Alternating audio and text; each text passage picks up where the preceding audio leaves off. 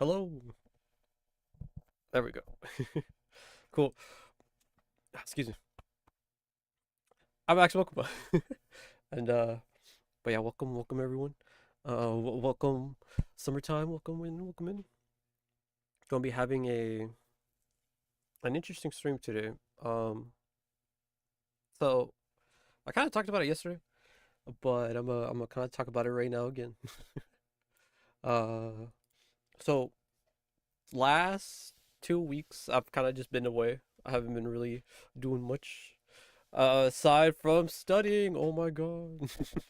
Studying and getting shit together and then trying to get my shit together and uh I kind of lucked out and got placed into his not I guess not placed is the right word because I still had to like sign up and get everything sorted out and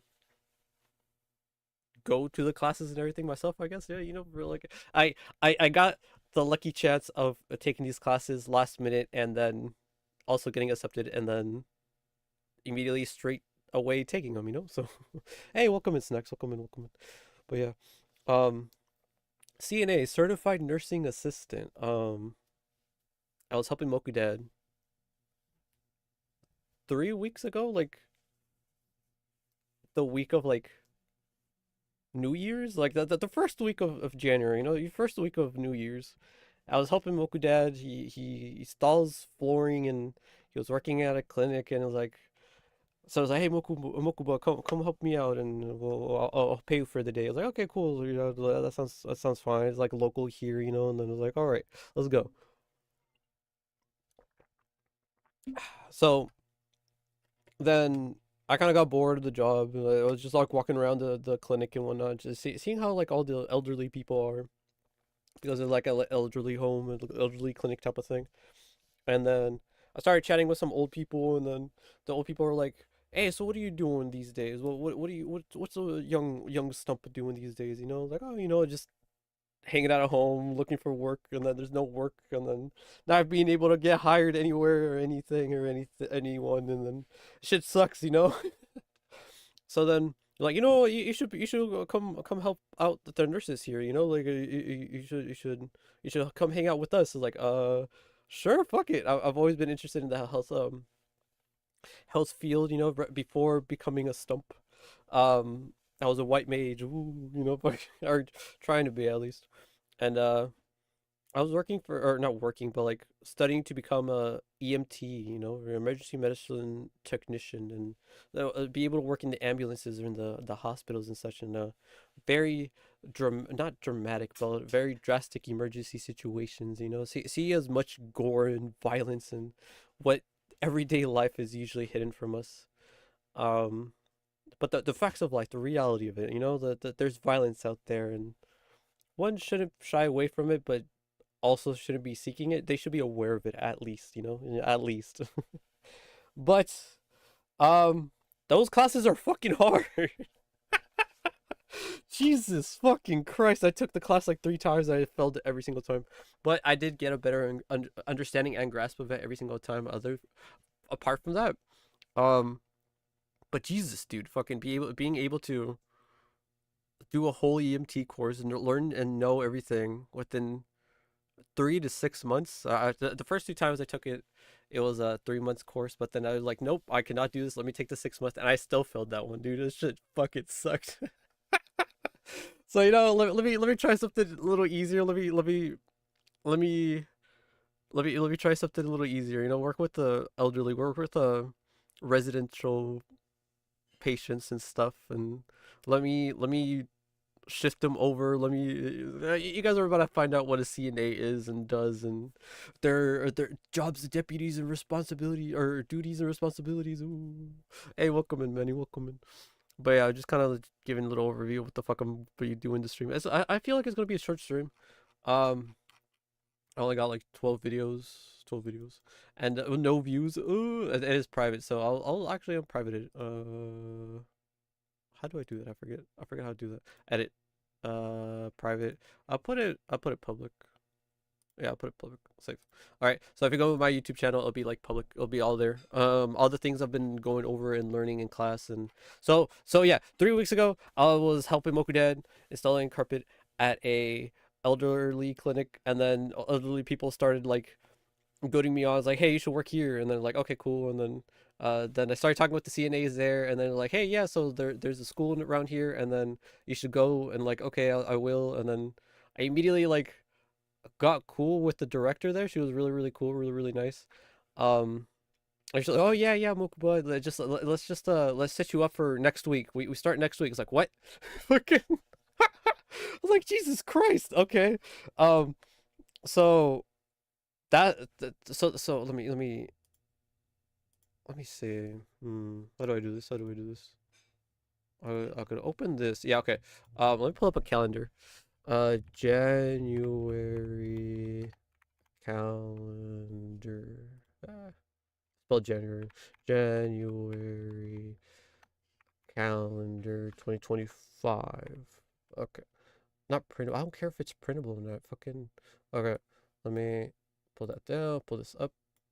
Flashbang. Okay, cool. So I was helping Mocha Dad like here the third or fourth. I don't remember what day exactly.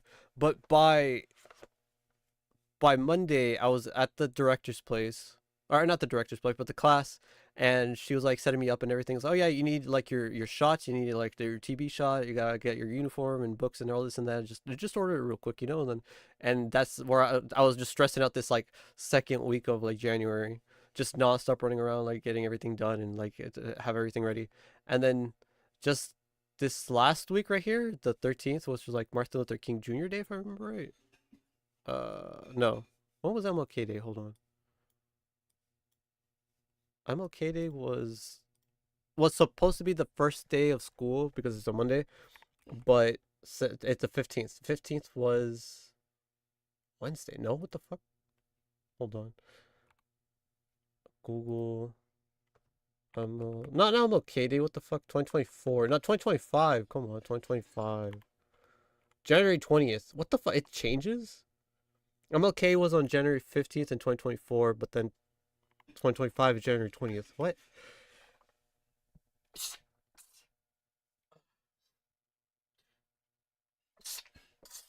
I guess MLK Day changes. That's weird. Okay. I thought it would land on his birthday or something, but I guess not.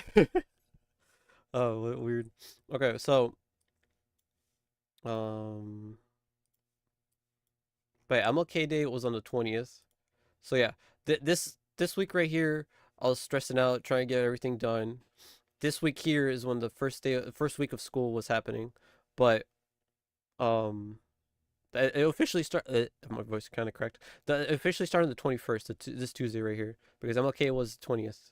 20th. Yes. Okay. Cool. But yeah, today was the 27th, and yeah, so basically the first week was like, oh yeah, you gotta learn the laws and how the elderly feel because that's what we were like usually like dealing with, how to spot elderly abuse and all this and that, and what's it called? What's it called?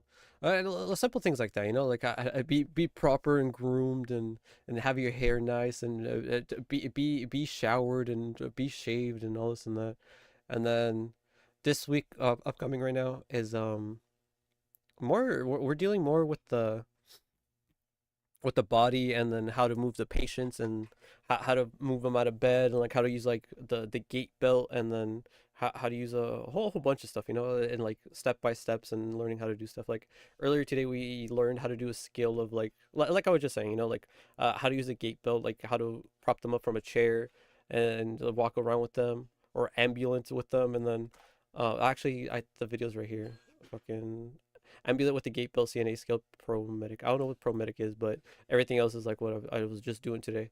And blood pressure measurements as well. We did that last week. Donning doffing we did last week. I just pretty much putting out like not the scrubs, but like the covers and the mask. Also, we learned how to officially wash our hands, all this and that. But things like that, like HIPAA privacy issues, how do you fill out a medical incident report form, and the opening, how to introduce yourself and how to interact with the patient, like going up to them and care plan. Oh, a whole bunch of shit. We're going to go over right now. But yeah, I feel like it's going to be a short stream for the most part, since we're just going to be watching these YouTube videos and then end stream, I guess. And then tomorrow I'll be turning on the hand cam and going over the book and doing some homework. So hopefully it'll be decent background noise or something. I don't know. You had classes or were you alone preparing for MIT stuff? MIT stuff. Hold on. No, CNA, CNA, CNA. I'm not smart enough for MIT, but I was doing both. So yeah, yeah. So I was preparing everything like this week. Well, these two, fuck, I don't even know. Okay, the week before school started is when I officially like signed up for. Everybody like probably signed up months ago. I signed up the week before, and I somehow got in instantly. And then I immediately just started, and it was interesting. It was fun, and so I'm enjoying it. I'm enjoying it. It's fucking a lot of interesting people there for sure. But but yes, I was preparing everything, getting everything in order, and then starting the classes, and then kind of just like doing it. Freaking it was nice. It was nice. And but yeah, so let's jump into this and learn what a CNA is. But yeah, if the volume's too high or too low, let me know how it is, and I'll try to adjust it. Ah, What is a CNA? here we go. Nursing Assistant Job Duties and Responsibilities. CNAs ensure the well-being of their patients by performing a variety of tasks that help with daily living activities. Because CNAs typically Ah, spend more time with patients than nurses or doctors, they understand their behaviors and health statuses. Whether identifying decreased mobility, increased pain, or memory issues, CNAs play important roles in the early detection of symptoms and may identify issues that other healthcare personnel do not. yeah. So since we're gonna be like here interacting with the patients directly, we're seeing them like walk around. We're kind of like helping them like stand up. We're gonna be like with them, like very directly. We're gonna be there like kind of just like interacting with them as closely and as helpfully as possible. I don't know what the right word would be. I will believe in you, man. I believe in you, man. You got this. Passionate telling that story. You got this. Thank you, thank you. But yeah, let's make this happen. Let's make this happen.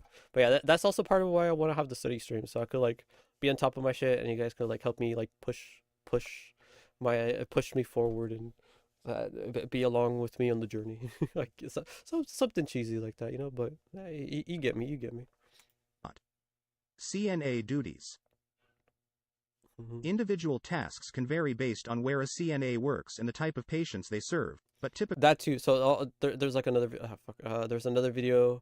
Where do CNA works? Like there's a whole wide variety of like places where we could go to work at. But I think I'll just try out and check out that elderly place first because they seem like pretty like put together. They're not the type to like, oh, can you wipe my ass? Can you shower me down? Type of things. Like no, no, no. I that's the scary part. Okay. Because that's something that CNAs do as well. Like they're there kind of like I mean that's part of the job, But like I guess that's something I gotta get used to if I really want to commit to this job and everything. But I feel like since it is the bottom of the totem pole or whatever you want to call it, but like the chain of command and all this and that, um, I'll definitely be a stepping stone. But I still do want to go into the EMT route, the emergency medicine route, and everything. But yeah, ultimately, But like, let me treat this as a stepping stone. Lock the fucking. Let's go. Hell yeah, dude. Hell yeah. responsibilities include answering call buttons and alerting nurses to emergencies, monitoring patient needs and reporting any issues to other healthcare personnel, Let's.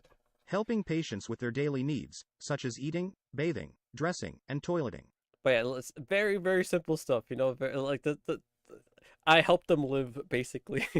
Help them live their life as they're here in their wheelchairs and their walkers Dressing and and toileting. watching TV and stuff. Ensuring patient comfort by changing bedding, filling water jugs, and positioning items so they are in reach. That too, fucking kind of just like, oh, let me fluff up your pillow type of shit.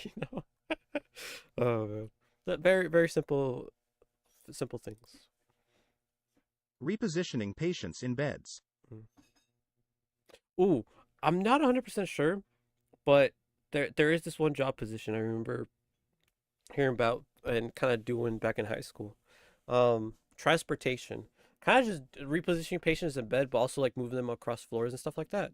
But that seems pretty interesting, kind of like just bringing in wheelchairs, moving out beds, and delivering medicines floor to floor, and I got a little bit of experience of that back in high school when I was like in a medical program that was kind of like partnered in with the high school I was in. It was high school's name Health Club, you know, fucking no Health Academy.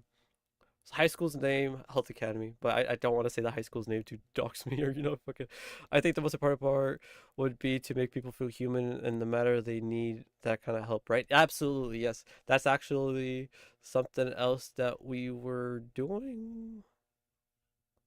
I guess there's no video on it, but yes, I'll kind of cover that tomorrow as well. Once I have the book, but basically you gotta have like the patient rights and stuff like that. You know, you gotta they have like the right to dignity, the right to this and right to that. But um, I'll go more into that tomorrow for sure, for sure. But yeah, you got since they are elderly and are incapacitated or recovering or a whole wide range of what a patient can be or a resident in this case.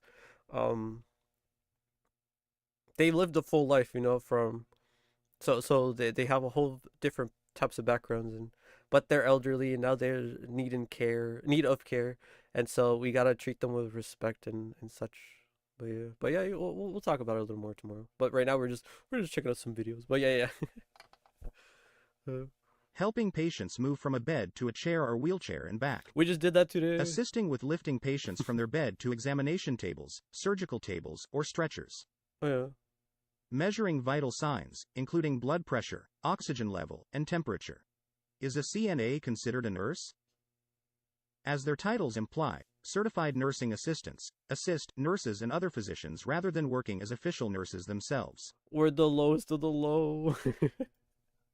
That said, CNAs are But vital members of the nursing profession. You know, we're still vital. Where do CNAs work?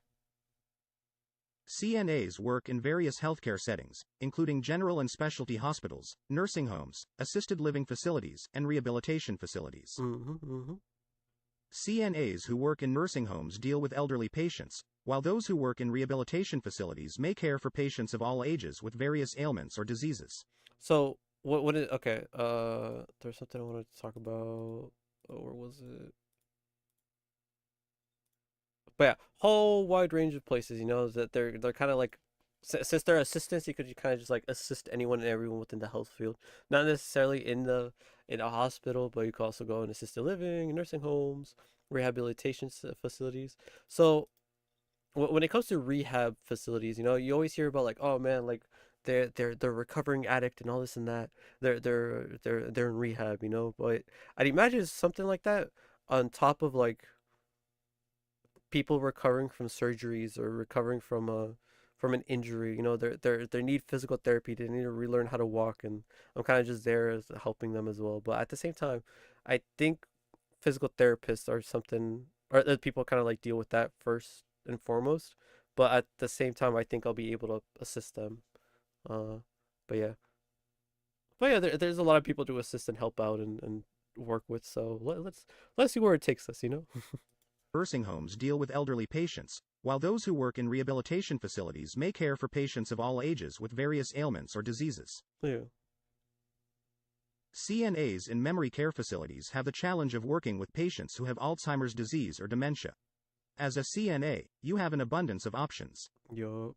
Now that you've gotten an overview of what the job of the CNA involves, there are other things you probably want to know about the career as well. Of course. To learn more about the role and job outlook for Yeah. Fucking, let's see. There is another video, but it's like 10 minutes long. Let's check it out though. The care plan. I don't remember what the care plan is. Hold on. That's loud. Scope of practice. Oh yeah, the stuff we were actually able to do, the assessment, the examples, the care plan, observations.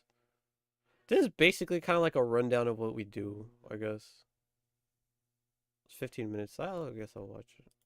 Alright, but we'll watch after this. Healthcare settings. Where do CNAs work? Where do we work? A presentation by Whole bunch of places. Nursing assistants, sometimes called nursing aides, can work in a variety of healthcare settings. They're in high demand, and government projections show an industry growth rate of 18% over the next 10 years for nursing assistants. Analysts expect about 60,000 new CNA job openings every year. But you're in good company. That There was are 7 years already ago. 1.5 million CNAs currently working in healthcare in the United States. uh, So, where do all those all right. CNAs work? Most That was 7 years ago. I got 3 more years to get hired. Let's get this done. people think of hospitals and nursing homes when you think of common work settings for CNAs. And yes, these are two of the most common places CNAs work. But Hmm. they aren't the only places that CNAs can work. There are lots of other job opportunities for CNAs, many with exceptional industry growth rates. This presentation will review several different work settings for CNAs, some you probably haven't even thought of. It's important to understand some basics about healthcare settings before we get into specifics.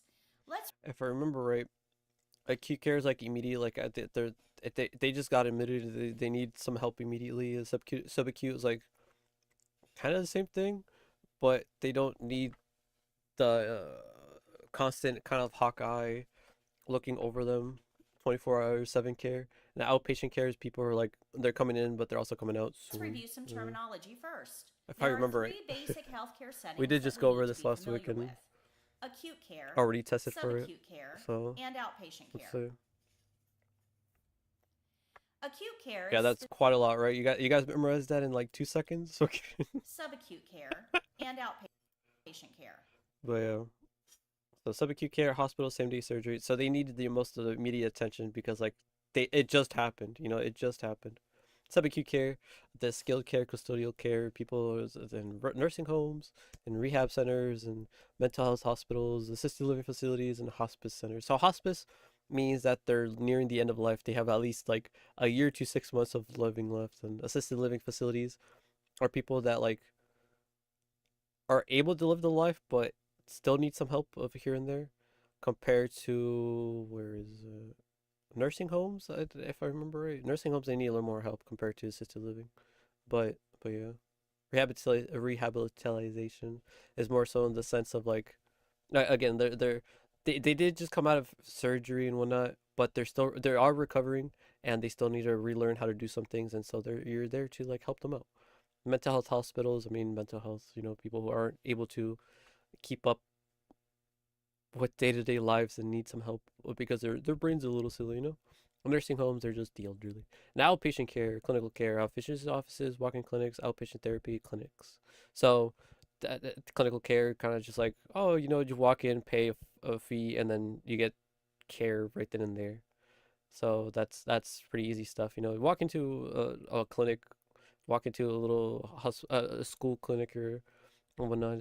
Easy stuff, easy stuff. Come in, go out, right then and there. Residential care, you actually go to where they live. So home care, adult daycare, jails and such. A lot of stuff like that. A lot of stuff like that. Tronquitos reading. Hey, Acute care hey, is little bro, welcome in, specific, welcome in. immediate But yeah, care for short. we're kind of just like going over so I'm in a CNA program, a certified nursing assistant. Um, I'm kind of just like going over and doing some study streams and kind of showing off like what I've been going through these past 2 weeks, kind of like setting things up and what I'll be continuing to do so for next 4 more weeks, if I remember right. As long as I pass the class, but it's gonna happen. It's gonna happen. Fucking, Term especially with these study streams, that's kind of what I also want to have these for. Kind of like you guys be by my side as I study and then push me forward and we'll make this shit happen. We'll make this shit happen. problem. This is what hospitals and surgery centers specialize in. The care in this setting is fairly constant due to the severity of the illness or injury. Acute care will This pleases the inner RN in me. So true, so true. include care by many providers like doctors, nurses, physical therapists, radiology, lab, respiratory therapy, social services, etc. They stabilize patients, and the care provided is generally focused and brief. Subacute care is a longer, lower intensity version of acute care. Doctors, nurses, and therapists will provide care in this setting too, but the care is less frequent. Subacute care is provided in rehabilitation centers, mental health hospitals, nursing homes, etc. Yeah. Outpatient care is the most It's more casual, the most extreme one is definitely acute care. The subacute is very casual. And then outpatient care is like, let's just let them be. hospitals, nursing homes, etc. The most casual. Outpatient care is the most common type of healthcare. More patients are receiving outpatient care every day than any other type of healthcare. So now that we have an overview of the different types of healthcare settings, let's see how this affects CNA employment. Mm-hmm. Hospitals. Hospitals are the number one job choice of most CNAs when they enter training, but only 25% of CNAs actually work in state, local, or private hospitals. Some No, my dogs are hospitals barking. require CNA certifications, others don't. Some hospitals use the terms patient care assistant, patient care technician, or nurse technician. But yeah, with there being a lot of places we can, as CNAs can work at, that I guess only like 25% only actually work there. April V2 or Model 1. Oh, let's see what happens. Oh. If you enjoy working in a fast paced, highly technical workplace with a constantly changing patient load, then a hospital might be the right place for you. See, So yeah, if I were to continue with the EMT route after the CNA stuff, uh, probably the CNA stuff would kind of help me the best, I guess. But at the same time, like, yeah, constantly changing patient loads, dealing with the place for you. So there's nonstop work, nonstop work. You're always on your feet, moving around. CNAs in the hospital work closely with the healthcare team, and good observation and communication skills are a must. Hmm. Surgery centers. Surgery centers perform routine, scheduled procedures on stable patients who are expected to recover quickly and return home the same day. CNAs often work in surgery centers to help prepare the patient for surgery and assist the patient as they recover from anesthesia. I'm gonna be there holding their hand, telling them, patting their heads, telling them it's gonna be all right as they're waking up and stuff. Uh, If you enjoy constantly changing, fast paced environments and are comfortable with learning new skills and working closely with other healthcare professionals, then a mhm. career in a surgery center might appeal to you. Rehabilitation Little things like centers. that. Hmm. Rehabilitation centers offer therapy and nursing services to patients who are recovering from surgeries or illness. They help patients regain independence or learn to accommodate for disabilities. CNAs are often employed in rehabilitation centers. They may also be called rehab aides or rehab techs. So I guess this one's more in the sense of like we're gonna be seeing the same patient like day in day out. Um, they're gonna be coming in and we're gonna be working with them and stuff like that to regain independence or to accommodate disabilities. They're working towards becoming better rather than being like an elderly patient where they kind of just like living around and then having the CNAs help them in their day to day. But yeah, the whole stuff with the rehab center and recovering surgeries and illnesses, they're coming in, coming out, and then we'll see them get better over time. If you enjoy seeing patients improve, a rehab might be the I right just said choice for this. you.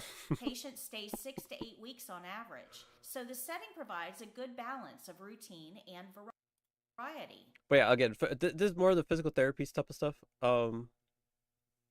So I was talking about this a little earlier, but the high school name health academy that I went to, we did at least the ones the two shifts I did was the transportation shift and the physical therapy shift.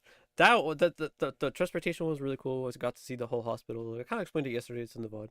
Um, but then like the physical therapy stuff was kind of not kind of, but extremely slow because like as a little high school student who kind of just learned this type of stuff and could do the very bare minimum.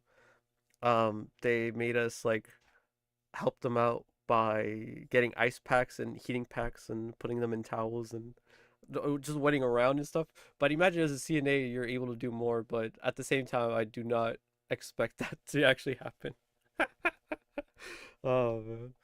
Hey, Haster, how you doing? How you doing? Welcome and welcome and yeah. But yeah, just going over CNA stuff and it's something I started for schooling and stuff. I'm learning to be a CNA. A Chew redeem, come on. Nursing homes. Nursing homes employ 41% of all CNAs in the United States. Hmm. In fact, more CNAs start their nursing careers in nursing homes than any other setting. That's basically what like I got. That's basically how I'm getting into the CNA program just because of nursing homes and stuff. So it's pretty interesting stuff. But let's see how it goes. Let's see how it goes. Some nursing homes provide on site training. Others will reimburse. Yeah, they're also talking about that. The school I am enrolled in, attending, um, they're more in the sense of like a CNA learning center. It's a little weird because they receive CNAs from all over the place, from different schools and everything, to come do like the official testing and state testing and whatnot, like all this and that, But like they all like on top of just being a center for testing, it's also a place to learn. But the class is like very small class, so that's also kind of why I was surprised I was like accepted to be um to start so soon. But through this, they also kind of like it showed us some other schools and how they learn as they go or work as they go because like some nursing homes provide in on-site training, which is crazy, But like for me, after this week and starting next week, I said the same thing twice, but I'll be starting my clinical hours, so that's a little interesting. We'll be starting 2 hours earlier, but at the same time, we're gonna go to like an actual clinic and be working there. It's gonna be interesting, but let's I'll report on it as much as I can because I'm not technically able to talk about the patients because of HIPAA, and we'll go over that later. Reimburse you for the cost of your CNA training if your That too. nursing home That shit's hires you crazy. right out of school. Fucking okay, hold on. So I was talking about that. Reimburse you for the cost of CNA training if your nursing home hires you right out of school. The elderly people that kind of goaded me into taking this class, kind of like were explaining, kind of like, yeah, Mokuba, we'll pay for your classes. Like, no, that's fine. You don't need to. You don't need to. I already appreciate you guys kind of like helping me like find and enroll in this, and soon hopefully get a job within the CNA stuff, healthcare field, But like, they're offering to pay for me like the classes, which is really cool. I appreciate it, but like, it's fine. I just met you guys. Come on. If you enjoy Oh man. predictable routines and getting to know your patients Ah. well, then a nursing home might be a good fit. Nursing services, including medications and wound care, are provided at nursing homes, so you'll be working closely with nurses in this setting. Kick it, bro. No, dude, like the actual like the patients and shit. They're like the elderly people are like, oh yeah, just like we'll pay for you. Like, no, no, dude, it's fine, it's fine. I'll I'll just make you guys proud. Don't worry. Oh no, I think it's like a pride thing, like of like of me. But it's fine, it's fine. Oh no no, if the nursing home wanted to pay for it, I'll take it, But it's the elderly people, the actual people living there. Like I understand, like you guys are elderly and you guys want to see people like succeed and whatnot, but like I don't know. I find it funny. Like no, no, it's fine, it's fine. It's fine. They either spend it on you or it's on Gamba. It's so true. Trip to Vegas, just real quick. Assisted living facilities. Hmm. Assisted living facilities, or ALFs, provide routine, non medical care in a congregate home like setting. Think of it this way: this is like an apartment complex for people who need some help with bathing, dressing, grooming, and need meals provided. Nurses aren't required here because the care is non medical. So you're kind of just being there as a caretaker rather than Well, I guess that's ultimately what a CNA is and does. That they're there to be a caretaker first and not first and foremost, but ultimately they're just a caretaker, being there when the actual nurses aren't around or be able to like help them out and assist them and such. But the but I don't know. Yeah, I feel like it's an interesting thing. But yeah, basically they teach us how to bathe and dress and groom and feed people and move people but yeah, I'll go over that as well. Like, well, we just started doing the skills and whatnot, so no, you guys will see. You guys will see. The care is non medical. If you like working with the same patients all the time and you do well with routines, then an assisted living facility might be the right work environment for you. No advanced skills are required to perform basic personal care for others, so there's little to learn in this environment. That's the problem. I want to be learning. I want to be doing more and getting more knowledge and experience. So this is probably not the best place for me, as nice as it There's sounds. little to learn in this environment. Hospice. Hospice can be provided in the patient's home, in a nursing home, or in a hospice center. Hospice care provides dignity at the end of life, so the focus is on keeping the patient comfortable. Hospice care will include nurses to manage symptoms, CNAs to provide personal care, and social workers, clergy, and counselors for additional support. Hmm. You must have compassion, empathy, and strong patient care skills to work in hospice. Experience is generally required. You must be able to remain calm and reassuring in an emotionally charged atmosphere to provide effective care. This can be a very rewarding setting to work in. That's I was kind of confused watching this in class. This could be the very rewarding setting to work in. Like, okay, so I kind of said it a couple seconds ago, but hospice, um, they're kind of just there. Well, not kind of just there, but hospice is like end of life care. They have like let me say. Hold on. Fuck. Hold on. Hospice. Just in case anything weird pops up. Fucking. Okay. But yeah, hospice is kind of just like the end of life. You're kind of just there, focus on what the palliation of terminally. Okay, for the care of the terminally ill patients' pain and symptoms, and attending their emotional and spiritual needs at the end of life. So I kind of explained it. No, wait, hold on. That's doxing. Hold on. What the fuck am I doing? Hold on. Yes. So hospice care is for people that are nearing the end of life. Again, somewhere around the 1 year to 6 months left of life, and you're there to help them out and assist them. Kind of like they were just saying, with dignity and the care and all this and that. But um, it's it sounds difficult, but at the same time, like, how do I say this? Because it's kind of like the other ones where it's saying like, oh yeah, you're gonna be like seeing people like day in day out, like it'd be a routine type of stuff. But at the same time, like it's how hospice care is as well, where at least from my understanding, it's gonna be routine care of that same patient who's at the end of their life, and then once they pass away, they pass away. Like it's coming, and then like that's why it's confusing to me. It's like it could be very rewarding. Like I don't know. It feels like also how they were saying like emotionally charged atmosphere. It seems very tough, but yeah, I don't know.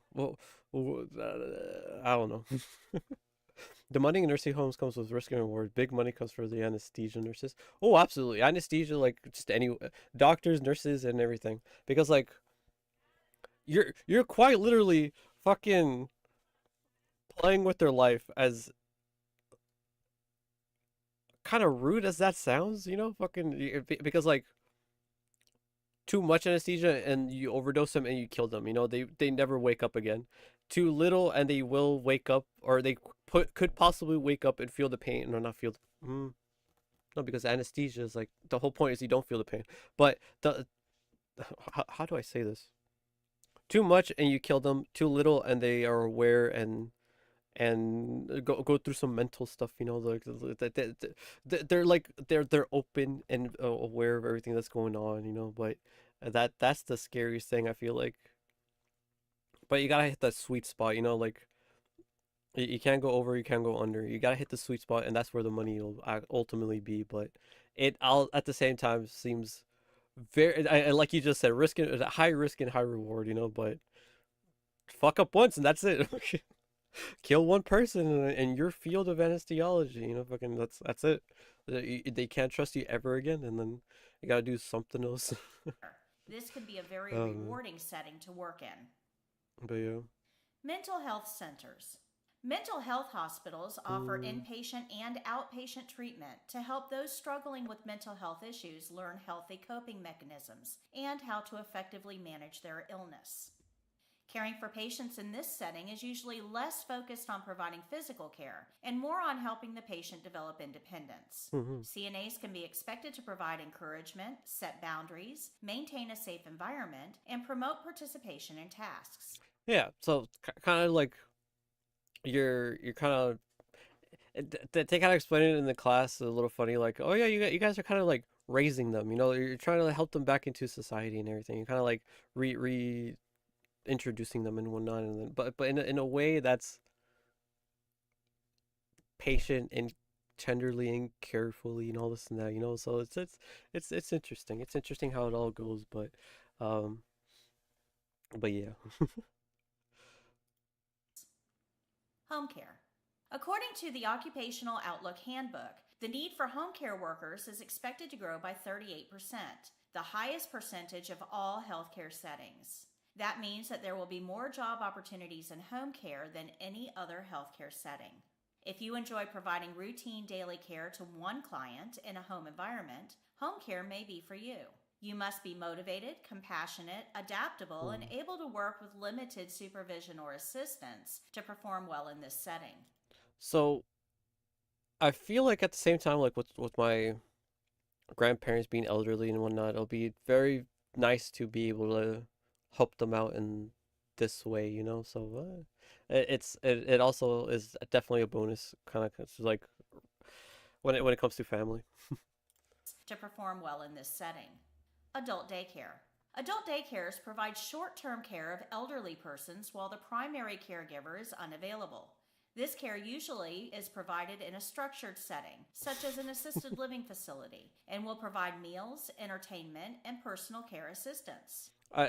This one's the funniest one to me because like it's kind of like just like, oh yeah, I'll drop you off at daycare, you know, have fun, and then kind of just like leave them here, you know. I don't know. I see them as like little kids, but they're adults, you know. Like it's something funny like that. Bro, we're doing mandatory learning on stream. I mean, I was surprised that they have this as a, what's it called?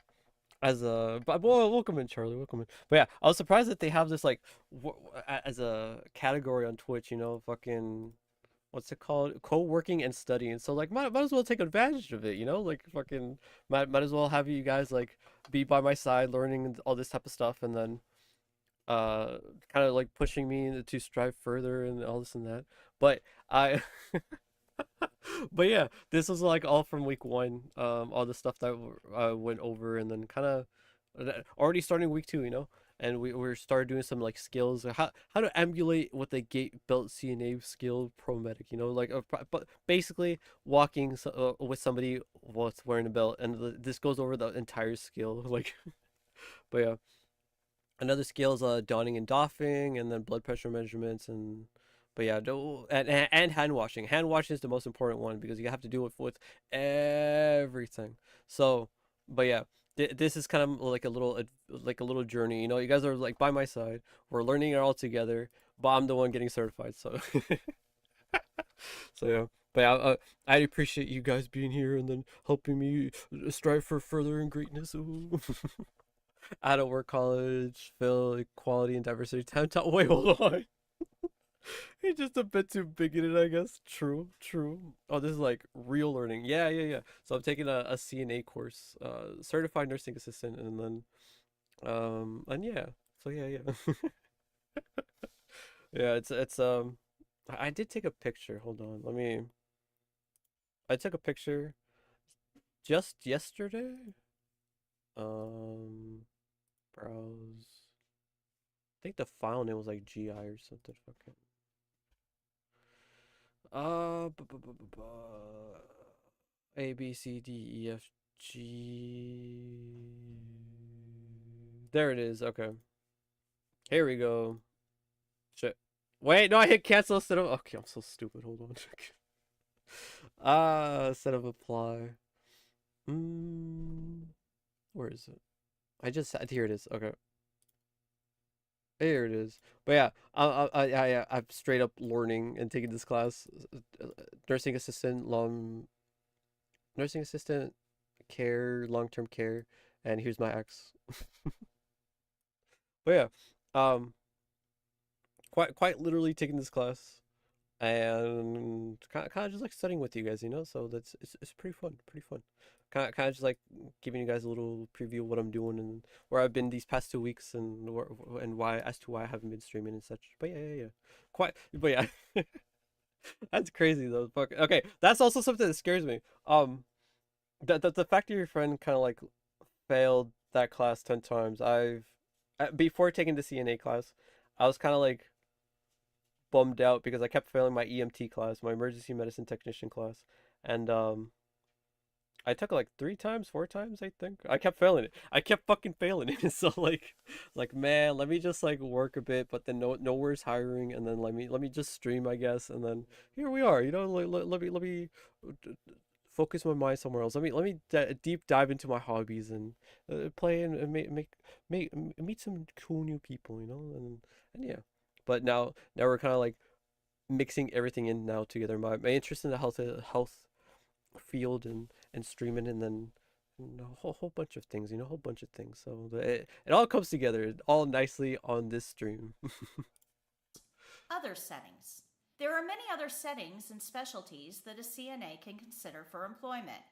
But yeah, a whole bunch of things, you know, apply for agencies, doctors' offices, walk-in clinics, schools, jails and prisons, dialysis, pediatrics, research. Um, I'm pretty sure like chemo centers as well, like chemotherapy and stuff like that, which also would be pretty cool. But a whole bunch of places, a whole bunch of places, you know. So yeah. Outside of the traditional medical settings. Schools. CNAs can work in a variety of positions in a school. Clinic aides work in the school clinic, and paraprofessionals work individually with disabled students in the school system. Hmm. CNAs can also be assigned to classrooms that care for medically fragile children. Prisoners must remain in a secure environment, so most medical care is provided right inside the prison. Prisons and jails usually have fully staffed medical centers that function just like hospitals and nursing homes in the community, so CNAs are needed here too. Hmm. Dialysis centers hire CNAs to assist patients who are undergoing dialysis and are confined to a chair during the procedure. Additional skills are generally required and often provided as on the job training. That seems interesting to me because like again, on the job training, you get to learn new skills and everything that's necessary for the environment. But that's kind of what I want to learn, you know, like on top of the CNA training, be able to learn more things in different medical settings and kind of just experience a whole bunch of everything. And that's also what kind of want to do transportation within the hospital. But at the same time, you don't get to learn much as a transportation person. You just transport people and deliver medicine and on different floors and such, you know. But like to be able to like learn new skills within the health field, that's kind of like what I want to open my like open myself to open to like the fuck am I trying to say? That's what I'm trying to open myself to, you know, like that's why EMT was so like eye catching, so interesting to me because you get to experience anything and everything. So you do it all. But at the same time, high risk, high reward in that aspect as well. CNAs uh, can work under the direct supervision of a nurse in any setting, including offices. CNAs in this setting would assist with obtaining patient information, taking vital signs, and helping with procedures. CNAs are also hired in research offices to assist with information gathering and patient visits. this kind of reminds me I gotta do something after stream. Veterans often receive their medical care in VA offices, hospitals, and nursing homes. CNAs provide the same care for the VA system as they do in a community setting. This is a great way to show honor for those who have sacrificed for our country. Hey, welcome in, brother Barry. Welcome in, welcome in. We're kind of just going over some YouTube videos of CNA course that I'm taking. Certified nursing assistant, you know, those CNA. But yeah, currently this video is about to end, but we're kind of just like going over all the places where you could apply for working as a CNA, which is quite a bit, quite a lot of interesting places. CNAs can also work in pediatrics, caring for severely ill and injured children in the child's home, in a pediatric daycare setting, or in a children's hospital or nursing home. Additional training may be required after hire. Mm-hmm. Are you studying about nursing? I'm taking something similar in studying. Um, I'm kind of taking like, I mean, yeah, technically, because like, it's not necessarily nursing, but to be a nurse's assistant. So it's like one step below. What's the lowest nursing types? Like LVNs, I think, or something like that. Let me see. Types of nurses, types, because RNs, from my understanding, is the highest level of nursing, like apart from like the dawn of nursing and like people like nursing administration and stuff like that. But like that, I feel like that's a whole different thing completely. Types of nurses. 30 type, 39 different types of nurses. What the fuck even? Jesus Christ. Indeed. Uh, licensed practical nurses, registered nurses, and advanced practical registered nurses. Um, 22 common types. What the fuck? Aesthetic, aesthetic cosmetic nurses. I didn't even know those was a thing. What the fuck? Hold on. But no, my understanding, the common ones are like LVN and then RNs and then things like that, I guess. But like, I don't know. But the CNA is like the very, very basic things where I'm helping the nurses. I'm not necessarily a nurse, but I'm working shoulder to shoulder with them. Yeah. But yeah, it's pretty cool. It's pretty interesting so far. Currently on week 2. Week 1 is kind of like the introduction, of course. But it's kind of just going over the laws and what exactly CNA is and interesting things like that, I suppose. But yeah, um, I feel like for a lot of people, it's kind of just a stepping stone. I kind of want to take it as that as well, as I try to go into EMT and emergency medicine type of environment and work and such. There are many other settings that CNAs can work in that may not have been covered in this presentation. Hmm. Search jobs boards, network with friends and family, and watch for openings in your community. Networking. How do you know Ooh. what setting is right for you? You have to evaluate your own strengths and weaknesses. Do you like fast paced environments, Let's or are go. you easily overwhelmed? Do you like routines and predictability, or are you easily bored? Easily Do you like bored. to learn new Yes, skills? please. This chart And will then it shows you like how to fucking do it. So fast pace, frequently changing, slower pace. It shows everything, like like kind of like that goes under every single thing. So hospitals fast paced, frequently changing. You learn new skills. There's various shifts and physically demanding. And then there's also like an emotionally demanding, and then various shifts. Except for office and clinics. Office and clinics are like 9 to 5. I feel like it's just like when it's open, it's open. When it's closed, it's closed. And but everything else is almost 24/7. But man, mm. The only thing that isn't routine is hospitals and hospice. There's always something happening, I guess there. But yeah, new skills. That's definitely something I want to focus on. Learn things as I go. Yeah, same. Nice, nice. But yeah, let's work together then. Let's study together and reach newer and higher places. show some common But that goes to everyone, Don't stagnate. Keep improving. workplace traits. You can Ah. evaluate your own strengths and weaknesses and make a Hmm. decision on a workplace setting that's right for you. Now we've seen that there's more to nursing than just hospitals and nursing homes. Don't be afraid to branch out and look at other settings for CNA jobs. You might find a setting that's perfect for you. Yeah. Thumbs up, little thumbs up emoji. Oh man. But yeah. Pretty interesting video, freaking we learned what a CNA is and then where they work at, where you could find them. But then from my understanding what the plan is, they kind of like the scope of practice, they teach you what exactly it is. The assessment and like well, actually dealing with patients, an example of that. I guess we'll skip through this video. We'll skip through. Oh, that's loud. The care plan in the At least to me. I don't CNA. know if it's loud for you guys, but it's loud for me. Hold on, freaking. Let me fix it on my end. I had my volume at 30. Fucking, that's loud to me. But A presentation yeah, by let me know if it's too loud, too high, foryourcna.com. or something. Hey, welcome intro. Welcome in. Welcome to Lakewood Nursing We're Home. we're we're kind of just like going over schooling program that I'm currently doing. I've been here. I've done this when I was a CNA. Yeah. So yo, you're a CNA? No fucking way. That's sick. That's so sick. But yeah, thank you for letting me know about the audio volume stuff. But yeah, current learning and doing schooling, and that's where I was for the past 2 weeks, kind of like getting shit together, and then that the past 2 weeks of like not streaming or anything. First week of not streaming was me sorting everything out, trying to get into the actual class, and then the second week was me dealing with the new schedule and study and kind of like get everything in order, and then but yeah. But then now I found some time to be able to stream, and now here we are. Talk to you about later.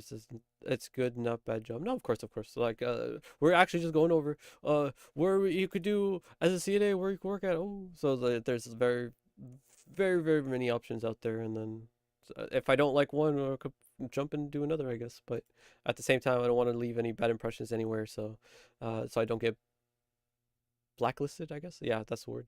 But yeah, let's see what they do.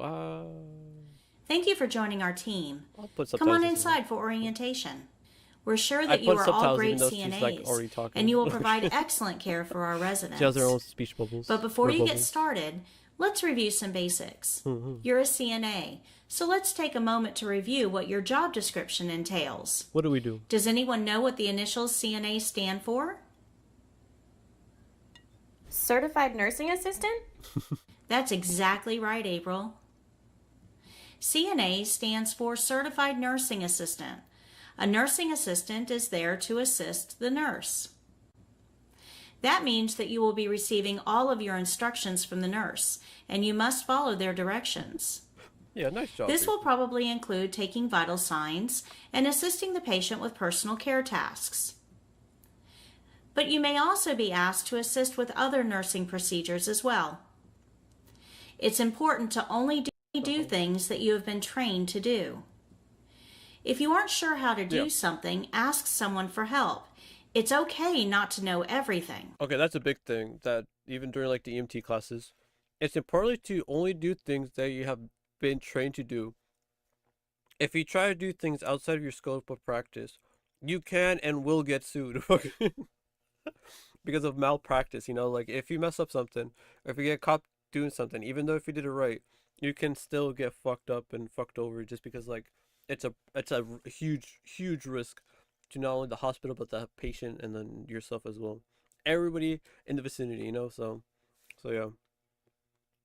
For how to do something, ask someone for help. It's okay not to know everything.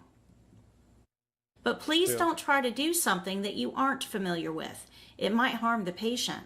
She says casually. As a CNA, you will be expected to assist our patients with many routine tasks. Generally speaking, CNAs help patients with the things that they can no longer do for themselves. Things like toileting, grooming, bathing, dressing, eating, socializing, activities, and even sleeping. But yeah, this is what we do as a CNA, from my understanding, and we're also learning to help with them as well. Whole bunch of stuff. So, yeah. Together, these are all called activities and even so sleeping. The transitional scenes. Together, these are all called. They expand and they kind of just. It's overdone. Something about it. It's so like. So crazy. Like they have to use every single effect in the program and then kind of just make it work and happen. And it's just funny to me. Activities of daily living, or ADLs for short. These are things that everyone does every day for a healthy life. But not all patients will be able to do these things for themselves because of illness or injury.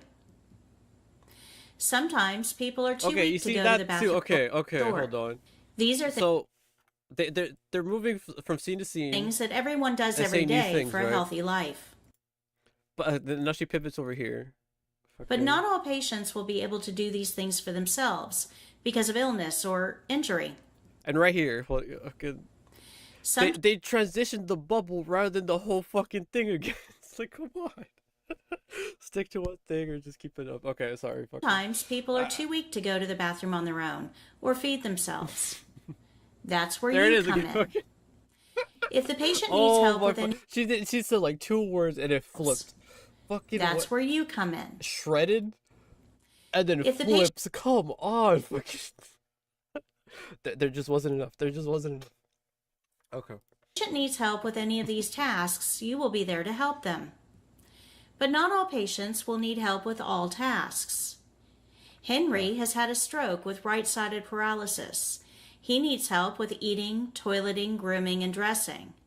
Martha had a left hip replacement. She only needs help with bathing. Annie has dementia. She needs reminders and direction. And Bob Okay. is a diabetic with a recent leg amputation. He needs help with all tasks. Okay. So part of this is like, in the sense, like every patient's unique and not everything's gonna be routine, you know.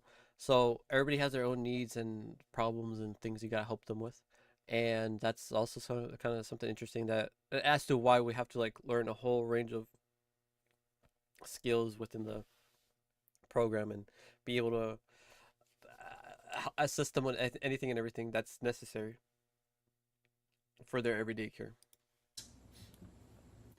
Because every patient is Okay. unique, they will all have different needs. Yeah. Some patients will need help brushing their teeth, but others will do that themselves. As a CNA, we will help the patients do the things that they cannot do alone, There's different levels to it. but we will let them continue doing the things for themselves that they can do.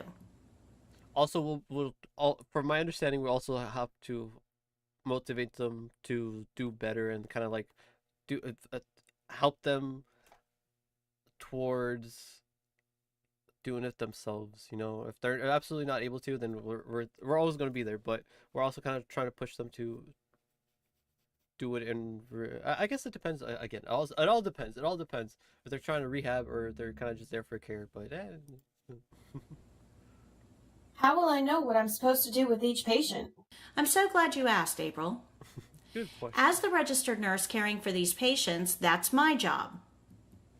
Yeah, that's ultimately the nurse's When a thing. patient gets admitted to our facility, I will do a head-to-toe assessment. I will review all body systems to evaluate the patient for real problems and potential problems. Mm-hmm. This is a very long, complicated process, but here's a brief overview of a general assessment. I'm going to look at his neurological status. Then I'll evaluate his cardiac status, followed by his respiratory system. I'm also going to look at his integumentary system, Yep. which is his skin, hair, and nails. The gastrointestinal system controls digestion. Just doing everything. And then his urinary system will be evaluated. His musculoskeletal system is also important. And then the endocrine, lymphatic, and reproductive systems will all be evaluated as well. Finally, I will review the doctor's orders for this patient. I will use all of this information to determine the patient's real and potential problems. So I might not be the one who's like determining what their problems is, but at the same time I'm still needing to learn and understand everything within the human body, the anatomy and physiology of it all, because this upcoming chapter in the book I'm studying and whatnot, I guess both of them, you know, but the main textbook is the green one and the workbook's the blue one, as it says right there.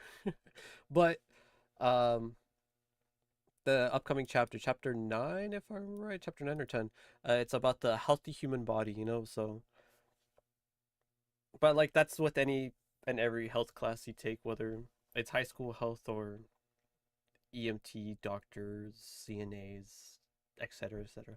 You gotta learn about the body if you're gonna be working with the body, you know. Here's an example to put it into perspective. Oh yeah, we could skip the example. Fucking let's just The care plan, and it must be followed exactly. So every patient will have a different care plan? yo. That's correct, Ben. Every care plan will be different because every patient will be different. Mm-hmm. Even patients that seem alike because they have a similar diagnosis or have had the same surgery may have differences in care. Yeah. So as a CNA, your responsibility is to read and follow the care plan for every individual patient.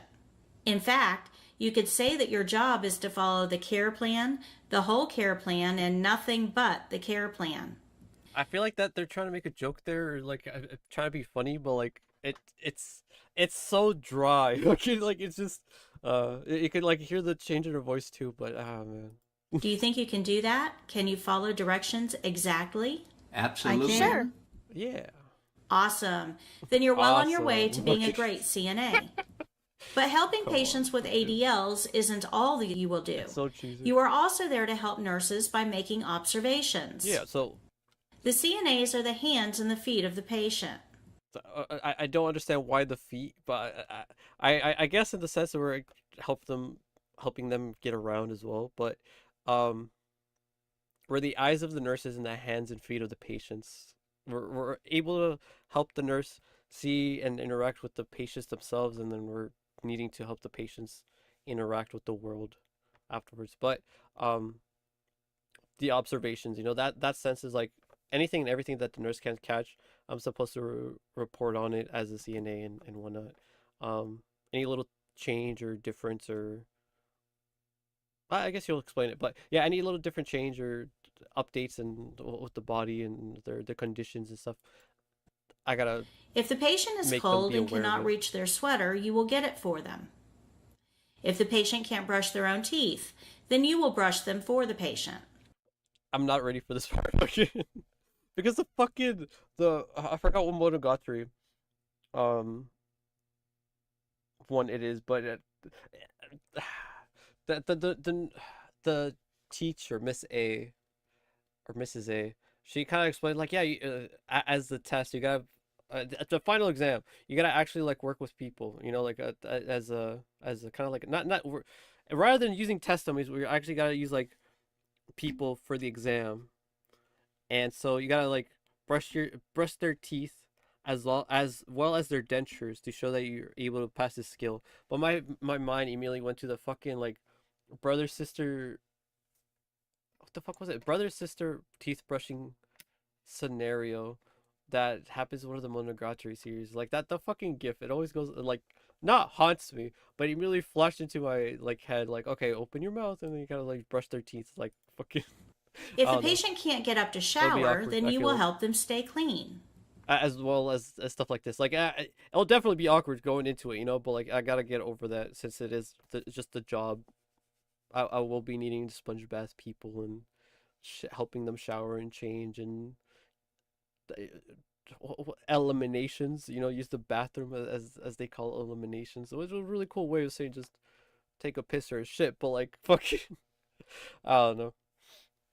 Gotta see it all. Gotta see it You all. will become their hands and feet to help the patients with things that they can't do for themselves. But you are also the eyes and the ears of the healthcare team. You will Mm-hmm. report everything you see, hear, smell, or feel to the nurse. This is the most important task you have as a CNA. If you see redness around a wound, you must report it. If you hear a patient wheezing after walking to the toilet, you must report it.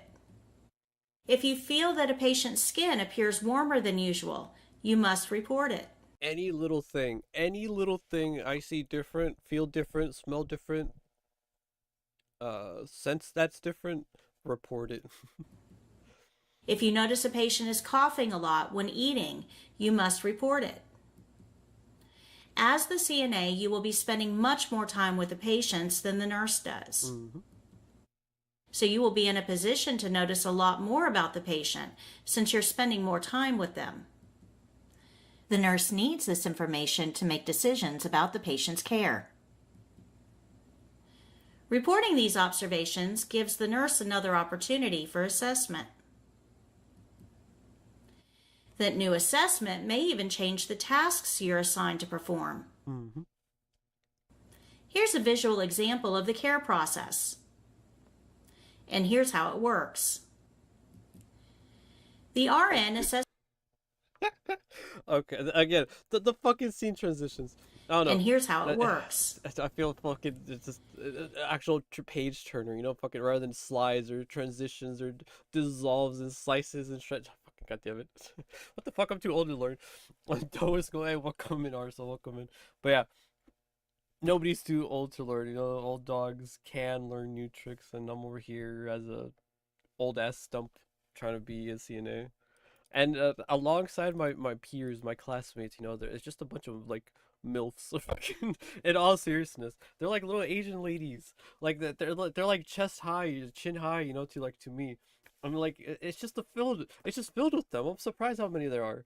Fucking, but I'm like one of two dudes in a class of 20, which is wild. But I guess not wild entirely because like the um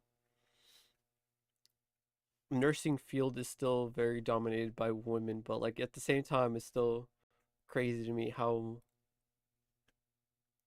prevalent it is. I guess I don't know. I don't know what I'm trying to say with this, but yeah, it's you're never too old to learn. There's people of all ages trying to learn this as well. So don't worry, and yeah, just be here alongside me as I learn this. So don't worry. The RN assesses the patient and develops the care plan.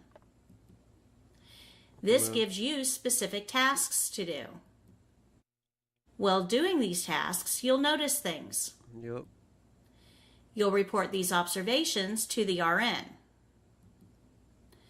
The RN performs another assessment to review the changes in the patient. But yeah, it's just a never-ending cycle. Something happens, I gotta report it.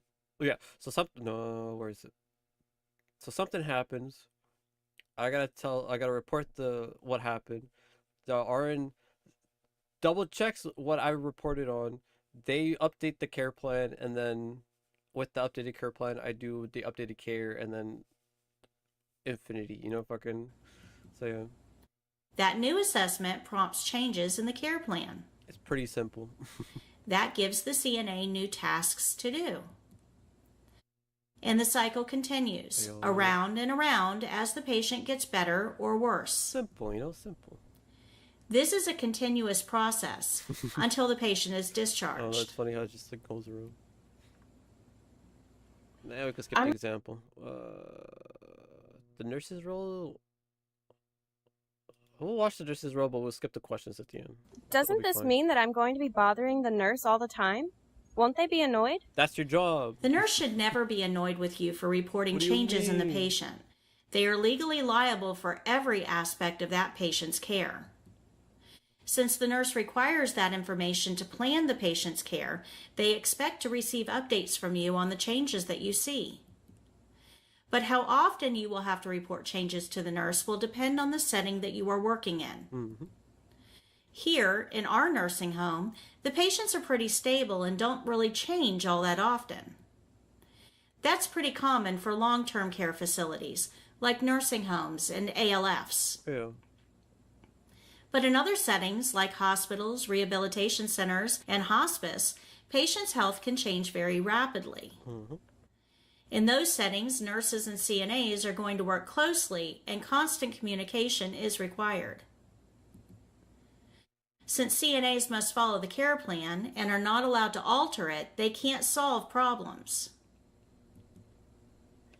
The RN is ultimately legally responsible for the care of the patient. If you have information about that patient that you're not giving to the nurse, the patient can suffer. And the nurse is legally liable for that. Remember that you are an assistant. You are there to help, but the nurse is always in charge of the patient. So all changes, regardless of how minor they seem to you, must be reported to the RN. Yup. When a patient is stable, you will not have much to report and may go days without talking to the RN. But if you notice something, then it must be reported, even if you don't think it matters. If you aren't reporting observations, the nurse can't rely on you anymore. And if the RN can't rely on you, then you aren't a good assistant to that nurse. As the CNA, you are required to report to the nurse when a patient refuses care, when a patient complains of pain, when a patient complains of anything else, such as nausea, dizziness, shortness of breath, or confusion, any increase or decrease in symptoms, any changes in energy, any changes in sleeping patterns, changes in appetite or eating patterns, changes in toileting, mental status, or any odors that you notice, any changes in skin temperature, like the skin gets warmer or cooler, changes in skin color, any wounds, rashes, scratches, bruising, etc., any patient requests that are outside of the care plan, and any other changes that you notice. So many things to look out for, so many things to report on, so many things to be just on the lookout for. Be a good assistant and report Why all the fuck? changes. Okay. They fucking, I thought they crumpled it, And but any they other changed it changes into a that fucking you notice. origami and Be a it good flew assistant away. and report What all the changes. I fucking these fucking scenes, dude. I fucking swear. Ah, god damn it.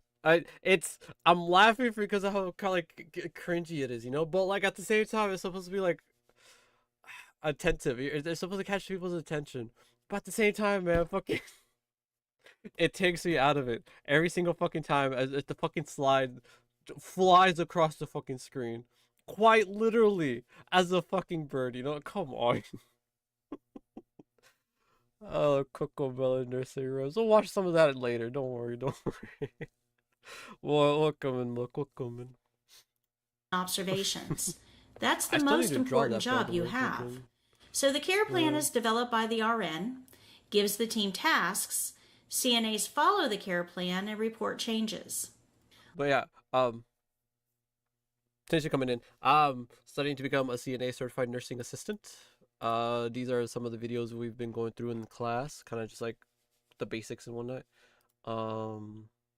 And kind of we're just like going over like what exactly a CNA does and kind of just studying, kind of like going over and kind of like showing and learning and demonstrating and Let's stuff like recap that. what we learned today. Can you tell me how a CNA knows what each patient needs? The care plan. Yeah. As a CNA, you follow the care plan, the whole care plan, and nothing but The care plan. anything unusual that you notice about the patient, you must report it to. The nurse. The nurse. Great job. Let's Thank take a you. little All quick. right. Okay. That was cool. The opening is kind of like introducing yourself as you enter the room. Kind of like, oh yeah, my name is Axe Mokuba. I'm your CNA. Uh, we're gonna be doing this, this, and this. No, wait. Okay, how off the top of my head. So, you knock on the door, enter the room, put on hand sanitizer, introduce yourself. I'm Max Mokuba. I am CNA for your CNA, and I'm Mr. or Mrs. and you check their like name tag or their clipboard or whatever their name is, you know, and then you acknowledge them and it's like, oh, are you having a good day? This and that, and like, okay, cool, so that's good to know. Then you kind of like explain why you're there, like the procedure, whatever you're doing, and my current thing I'm doing right now is like helping people get up and walk around. Well, watch this at the very end of the stream, but that's the last thing I learned today. Fucking how to put on a belt, a gait belt, and ambulate a patient, which is just walk around with them. You see how the nurse is kind of like has the belt on the little dude right here, and then kind of just helping them basically walk around. But we'll look at that. We'll look at that later. But the opening kind of just like applies to everything and anything, as well as hand washing, and depending on the PPE, it's like depending on how you're going to be interacting with the patient. But yeah, that's later on. But knock on the door, hand sanitizer, introduce myself, acknowledge them, let them know what the procedure and what we're going to be doing currently in the moment, I guess. Whether it's helping them, assisting them, getting up, or changing them, or feeding them, and so on and so on. And then you gotta make sure it's all in the care plan. Ooh. Learning the rules. The opening. Oh, man. Every skill starts the same way. Yes. A presentation brought to you by foryourcna.com. Thank you for your CNA.com. In this lesson, we will learn about the opening. You may have noticed that all skills start with the opening and end with the closing, so that is where we will start. The opening is our first Jesus piece fucking in every skill. Christ. Yeah, okay. So fucking let me just start. Let me just open this as well. But it just made me realize fucking how much shit I got, not much shit, but like fuck how much stuff we're gonna go through with every single skill. Jesus Christ. Okay. Let me just jump into the ambulance game though. Yeah, you don't fucking allow me 10 steps further. Okay, this is the actual skill of what I'm gonna be like tested on in the class. So like, come on, 2 times speed. Okay, opening, glove rules, shoe rules, skills, closing. From my understanding, in the test, where they're already gonna have their shoes on, so I don't have to worry about that much. But let's check this out. Fucking flies the gate belt. Yes, yes, yes. Everything that goes into the fucking opening. Knock, introduce yourself, identify patient, describe skill, obtain permission. Oh, I forgot to obtain permission. I forgot consent. No. Close curtains as well. So and then wash your hands again, and then gather supplies. Oh yeah. So that's just the opening. Let me just fast forward to glove rules. You gotta do all of this when putting on gloves. Then shoe rules. I'm not doing that, but that's something to be aware of. Again, under these little, what the fuck is it? Every single one has a fucking like scroll list of like instructions how to do things, but at the same time, it makes sense because you're dealing with people and their health and care, you know. But like, it's crazy to me that like this just hits me. Fucking this just right now hit me. Like every single one has a little different thing, and then more of them have more instructions and stuff and things to go through. But like it's hitting me right now. I'm being aware. I'm becoming aware of what's going on. The skills of what actually goes on as helping them walk around with the belts, and then the closing. The closing we haven't gone through yet, but at the same time, it's a video on their YouTube channel. Go to videos. Go here. Closing. Closing. Yeah, the closing. So it's a whole different video completely compared to the opening, but like at the same time, like every single uh puzzle piece has a list of things to do and look out for and remember. And every single skill has that. Skill. Oh man. The opening is a very I'm specific overthinking set it, of you know, but like at tasks the same that must be time, performed at the beginning of each skill. I'm overthinking it, and at the same time, like it should just come off the top of my head, you know. The opening will be the same thing as every single one, so that's already like one piece knocked out for every single one, you know. Like I already gotta like I just should have it down, and depending on what the next skill is, you know, gloves also has to be like understood and learned. Depending on the skill, it has to be learned and understood, and then closing as well. Fucking that is just is the closing. So of course I'm overthinking it, but at the same time, it's just like goddamn. The opening is It's our so first much. piece in every skill. The opening is a very specific set of tasks that must be performed Stressing at over the nothing. beginning of each skill. These tasks must be done in a certain order. Let's look at each step a little closer. Every skill begins with a knock on the patient's door. Yeah, you can't just barge Think in. about this from the patient's point of view. Patients are in an unfamiliar place full of strangers. Sick patients need rest. But every time they close their eyes, some new stranger enters the room, often with no warning. Imagine opening your eyes to see a complete stranger standing Like over chugging my you. Gatorade. Fucking. How well do you think the patient is going to be able to rest? How well would you sleep knowing that some stranger could come in at any minute? Um, I will say that I'm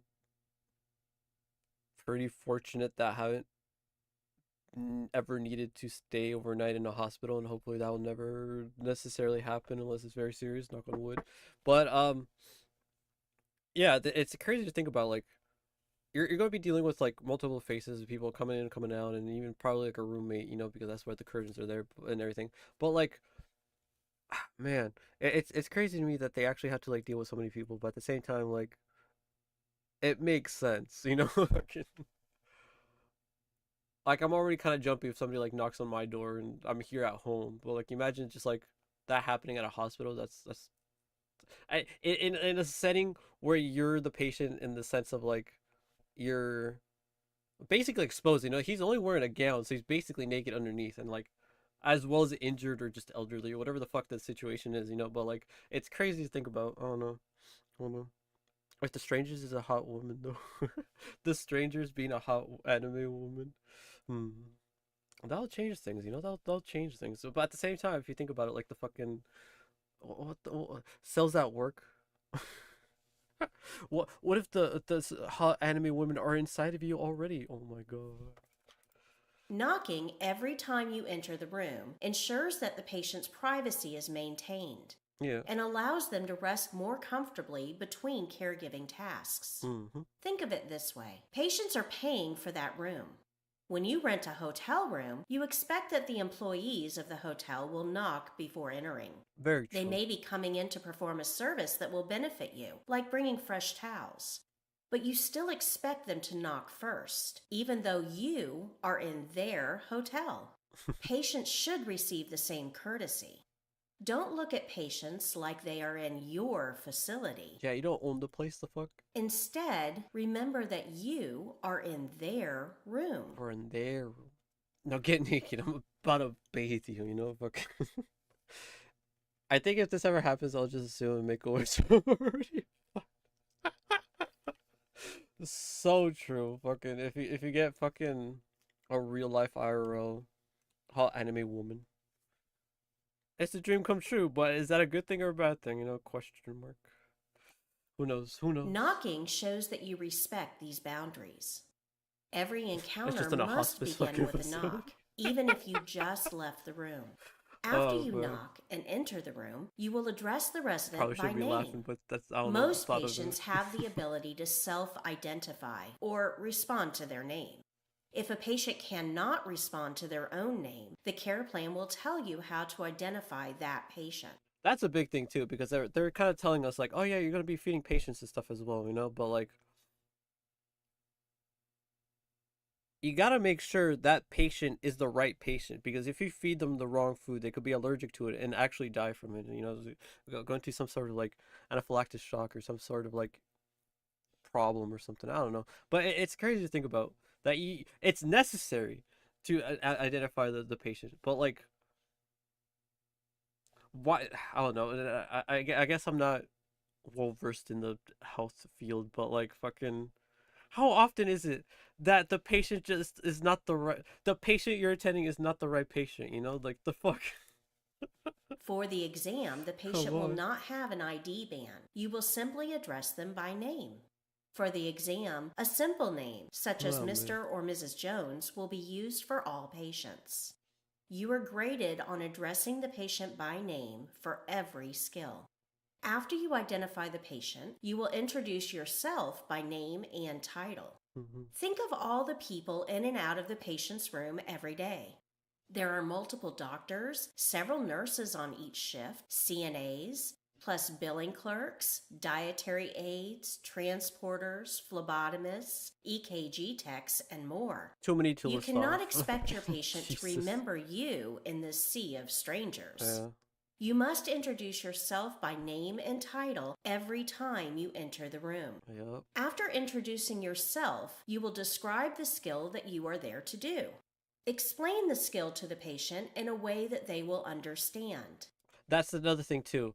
Um, in a way that they'll understand. You can't be using medical terms with the patient because they're not the ones studying or know these type of things. Um, so you gotta tell you can't just tell them like, oh yeah, I'm gonna put on this gait belt to ambulance you across the room. You know, no, no, no. You're just like, all right, I'm here to help you out. We're gonna put this belt on you, and we're gonna walk around the room. That's what ambulate is. You know, not enough people. I didn't even know what the fuck ambulate was until taking this class. I was like, what the fuck ambulate? Like, we're gonna take them to the ambulance. We're gonna put on a belt. We're gonna put them. We're gonna put a belt on them to take them to the fucking ambulance. Like, no, no, no. Ambulate is just to walk around. It's like, what the fuck?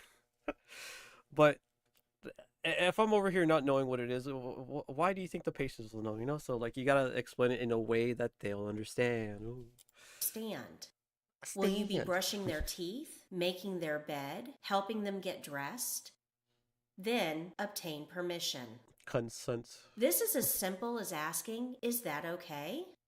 Patients have the right to refuse any and all care at any time. That's what I was talking about earlier, like the whole like the patient's rights and everything. I'll go over it tomorrow because I don't remember them off the top of my head, but I'll actually write that down right now just to have a talking point. Um, Patient's rights. Ah. But yeah, they have a right to a whole bunch of stuff, and of course consenting and accepting care and everything. He could accept or deny the care, and then it'll be up to the nurse. And because like I'm just a little CNA guy, you know. I gotta go up to the next to the nurse person, the nurse boss man, woman, whatever. I'll let them know like, yeah, he doesn't want to care. What do we do? What's the plan? And so then they figure it out afterwards.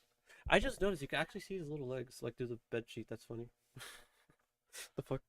But but yeah, things like that. You know that they're able to accept and refuse and all this and that. But we'll go over it more tomorrow. CNAs are never allowed to touch a patient without their permission, ever. No If the means patient no. refuses, CNAs must notify the RN of the patient's refusal. But for the exam, the person playing the patient will be cooperative and say yes. After getting consent, close the privacy curtain. The curtain is not clean. Think of all the hands that touch that curtain. Okay, this thing too. Hold on. Patients, visitors, staff members all touch that curtain with unclean hands. That curtain has every body fluid imaginable on it. Patients cough, sneeze, and throw up near that curtain. They scratch what itches and then touch the curtain to open it. Staff members change bandages, empty urine containers, and clean up soiled residents, often opening the curtain with those soiled gloves without even thinking about it. So this kind of traumatized me as I was watching this video in class. Like, oh my god, that's disgusting. Because I remember as a little kid, you know, visit like family members in the hospital or something, and just play around in the room and touching the fucking curtain, feeling like hide and seek and just wrapping myself out around with the fucking curtain. Why is it so fucking disgusting? Like fucking. They don't tell you this shit. They just let you fucking interact with it, dude. Oh my fucking god! I don't know. It's just the way with this like lady was talking about like how nasty and shit covered the fucking curtains are. I just remember my little childhood running around the hospitals and shit, like fucking, or not running around the hospitals, but like messing around the hospital rooms. There you go. But like, goddamn, that's disgusting. Like, what the fuck, man? Empty urine containers and cleaned up soiled residents. But like, I'm well aware now. Fucking, it's an absolute wake up call. Without even thinking about it. Jesus, man. Since that curtain is not clean, you should always wash your hands after touching it. Which is that wild way to you me. Start the skill with clean hands. After closing the privacy curtain, wash your hands. Yeah. You can't touch clean supplies with dirty hands. Finally, disgustingly filthy hands. Okay. So the entire opening should sound like this. Hi, Mr. Jones. My name is Patty, and I'm your CNA today. I'm here to do mouth care. Is that okay? Yes, that's fine. Okay, I'm going to close your privacy curtain and wash my hands. I'll be right back.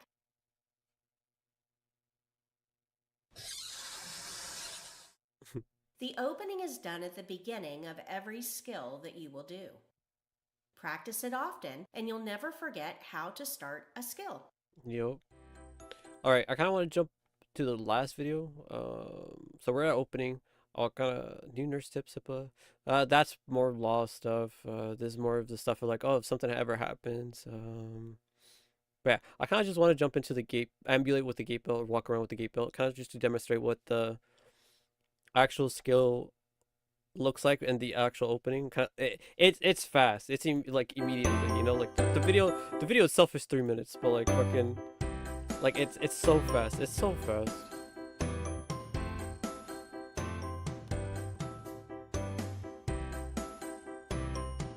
Come on, fucking buy all of our books, you know, fucking.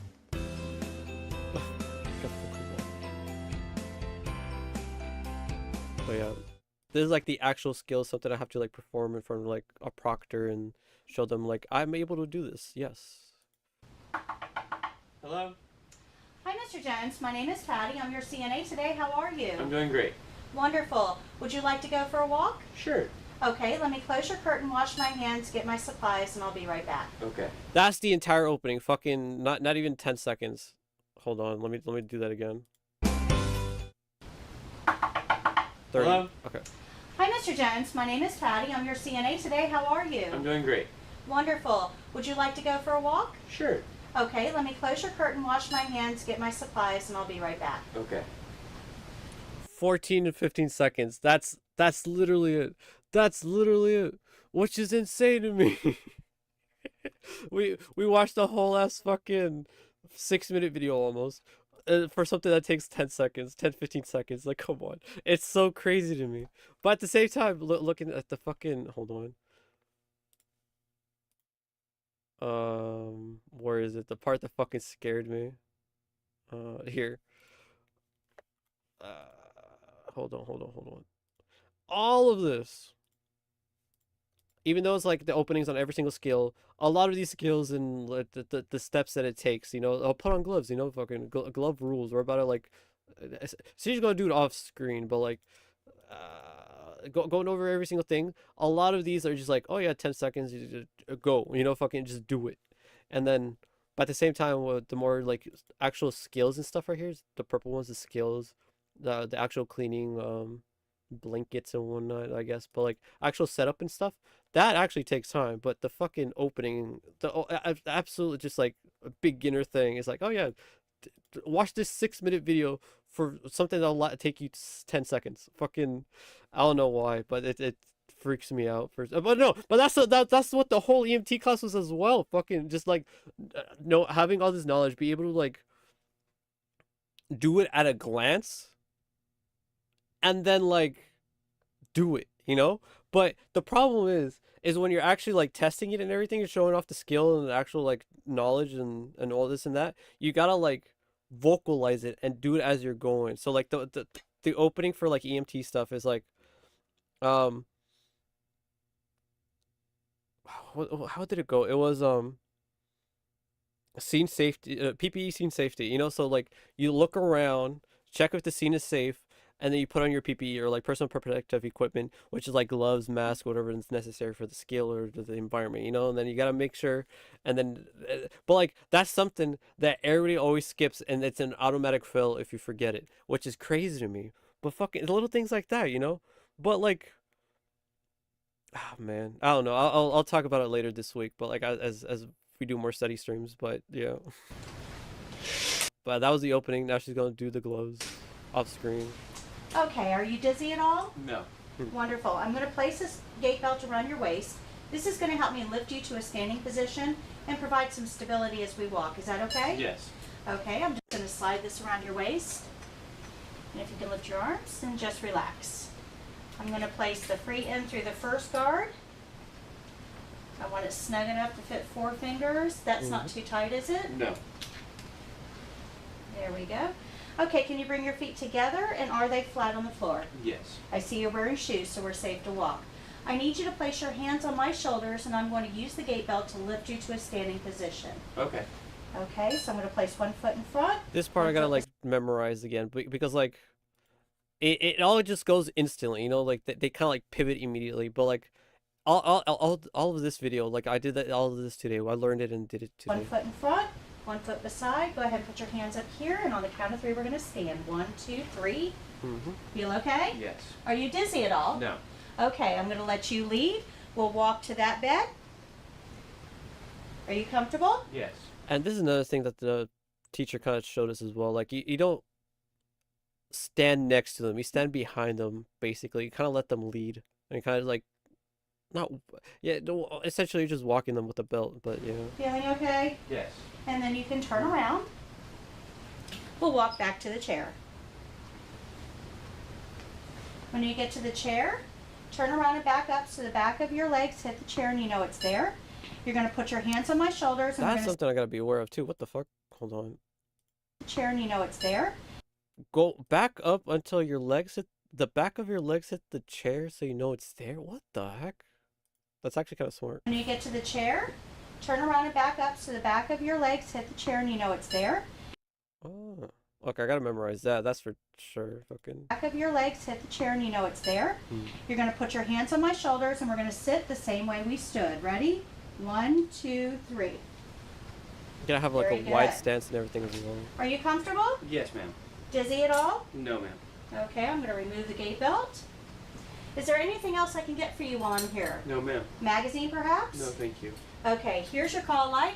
If you should need anything at all, please let me know. I'm going to open your privacy curtain and wash my hands. Thank you. Thank you. After washing my hands, I'll think about the steps of my skill, make any corrections, and then tell the evaluator my skill is done. That's how you get a 10 out of 10 on the little ambulate with a gait belt, and then that's what I have to memorize word for word basically to be able to help patients ambulate with the gait belt, by the way. But other things like this, like I'll just do the skills that are left. But donning and doffing, which was for UCNA, now we'll watch this one and then we'll watch that hand washing one last. But yeah. Oh yeah, I forgot I muted it. This is already started. Pause. Why isn't it pausing? What the fuck? And then blood pressure cuffs and how to auscultate and whatnot. We actually got like it was pretty cool. They gave us like blood pressure cuffs and a little stethoscope, and it was pretty cool. But I've been using it and practicing on my Moku family. Hey everyone, it's Sarah with RegisteredNurseRN.com, and in this video I want to demonstrate how to don and doff personal protective equipment, also known as PPE. There's like a certain order at how to put it all on. Before donning PPE, you want to make sure you select the appropriate personal protective equipment. And this is based on the potential infectious agent that your patient has. It all depends. Plus you want to pick the right size of PPE. You want to make sure that you are following the sequence set by your hospital's protocols. In this video, I'm going to demonstrate just one of the possible sequences you can use to put on PPE. So one of the sequences you can use to put on PPE would be first to put on the gown, followed by the mask or respirator depending on what you're going to use, then the goggles or face shield, and then lastly the gloves. And then they show us the order as to how to take it all off, and because it's different from the way you put it on, and then all this and that is a fucking hassle. But at the same time, it's necessary not only for the patient's health, but your health as well. Mainly yours because you're the one putting on the PPE. I'm not gonna lie, it would be fire if you open your presentation like Compeko, Compeko, Compeko. Come on now, fucking. Let's see, hold on. There was this funny little animation of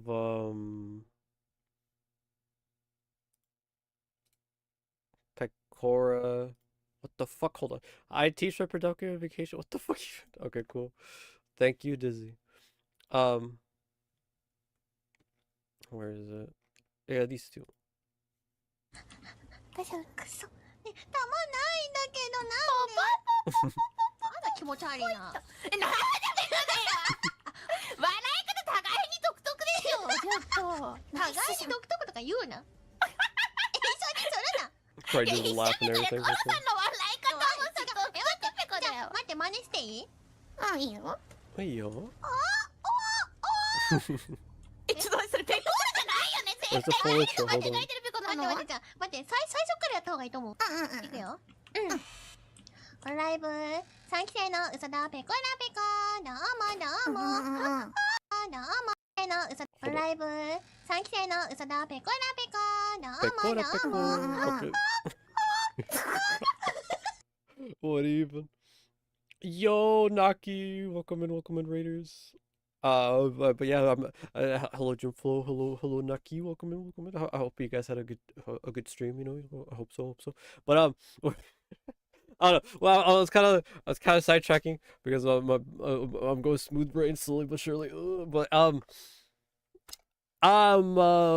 white mage, stuck in a stump, kind of stumped over here.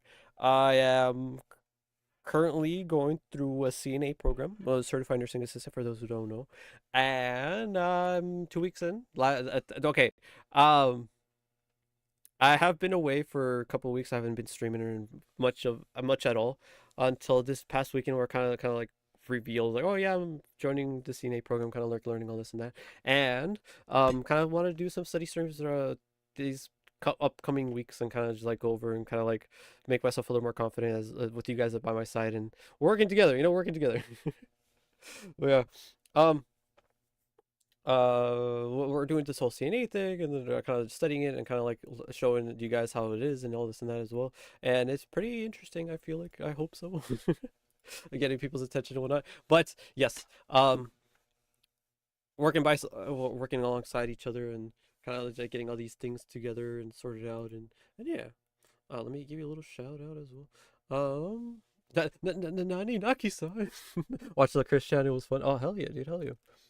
But yeah, let me give you a little shout out. But yeah, that's what we've been currently doing, just like kind of just studying. Shout outs,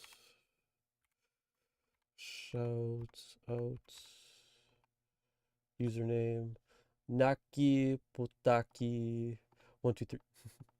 So I'm gonna just copy paste your name since I can't type it. Let's see. What the fuck? Why does it? Okay, that's annoying. So I copy pasted your name, but at the same time it had like the emblem you have, and then like it copied the whole name for it. Weird. Oh, this is weird too. What the fuck? Interesting. All right. Watched Christian was fun. I wonder if Manny can help you out. He was a nurse or something. He went to school for it. Yeah, yeah. I actually kind of talked about it with Manny a bit. It was kind of cool. Um, Hold on, let me double check something. Okay, no, that doesn't. Okay, cool. Um, just making sure because I have browser. No, not browser. No, okay, I have browser capture as in display capture. No, I have window capture. Yes, window capture rather than display capture. Display capture is the fucked one. I don't want to be doing that. That's a little sketch. But yeah. But yeah, talked about it with Manny a bit, and he was going for a higher level of nursing, yes, if I remember right. But yeah, I feel like if as I continue going with this course, I feel like I could probably reach out to Manny if I'm ever having any problems or struggling or anything of the sorts. But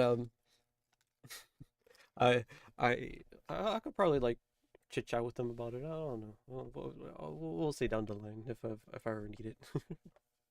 But yeah, but it's pretty cool though. Pretty cool. And it kind of like blew my mind that like, excuse me, I'm a little burpy. Yeah, it kind of blew my mind like Manny was actually going through that and like through schooling for it and everything. It's really cool, really really cool.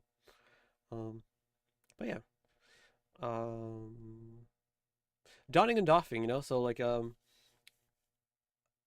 we were just like looking at, I guess like a little overview of what I've been going over, kind of like what exactly is a CNA, where do CNAs work, the care plan, and like what exactly like how exactly a CNA works in the healthcare environment, the introduction, kind of like to introduce myself to a patient and such, um, and then lastly, I'm gonna be doing these last 3 videos before I end the stream. I kind of want to do a little stream, and it's nice so far. It's a little nice little stream, and yeah.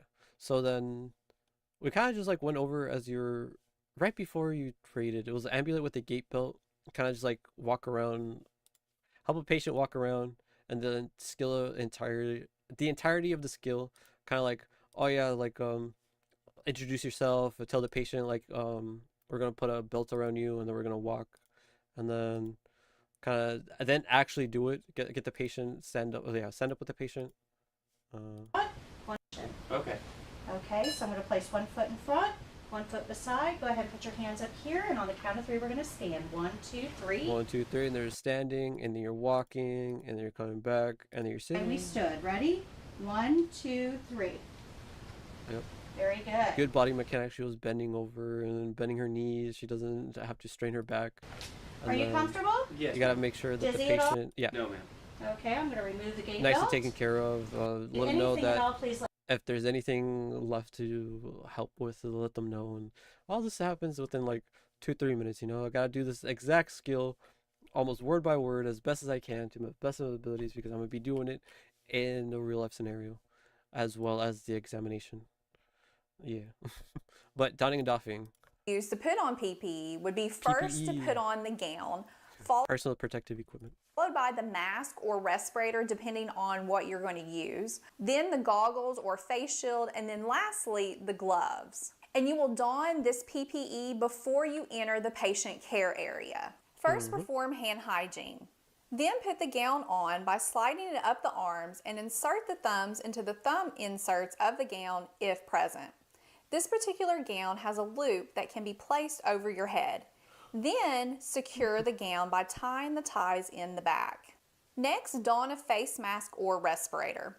If using a face mask with ear loops, place each loop over the ears, then grasp the nose piece of the mask and bring it to cover the bridge of the Very simple stuff, you know. You put on a gown as you would put on like a coat backwards, I guess, and then put on a mask. Everybody's worn a face mask before because of COVID and whatnot.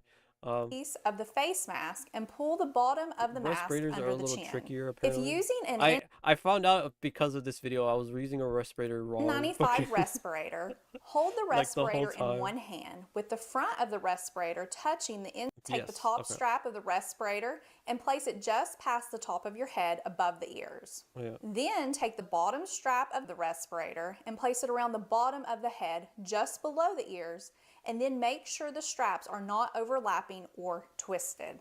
Okay, so what I always got wrong about that is that I always put the bottom one on first and then the top one, not the top one and then the bottom one to go over completely. But at the same time, like, I wouldn't put them like one up here, one down there. I'll just put them both at like behind, like if it was a normal mask, you know, just like above my ears. And then make sure the straps are How not dumb after overlapping watching this or video first time twisted. in class, like, To ensure a proper that's how you're seal of the supposed to put it? respirator Come around the on. nose area, use the Yeah. fingertips of both hands to bend the and missing then she kind facial of tests like hair it's a funny freeze frame, but basically she kind of like blows hard and then try to make sure like that the air doesn't come out of the edges and or glasses, yeah. which could prevent a proper seal. Yeah, If the it's because you need a proper seal when you're using a respirator because that's what they're for, so you don't let anything in or out and then respirator still leaks after this, you may need a different size or type of respirator. Do not use the respirator if a proper seal has not been Poor obtained. Mokupa. I mean, Next, don a face shield or goggles. I've never caught COVID, I never had COVID, never had to deal with COVID, so I'm fine, you know, that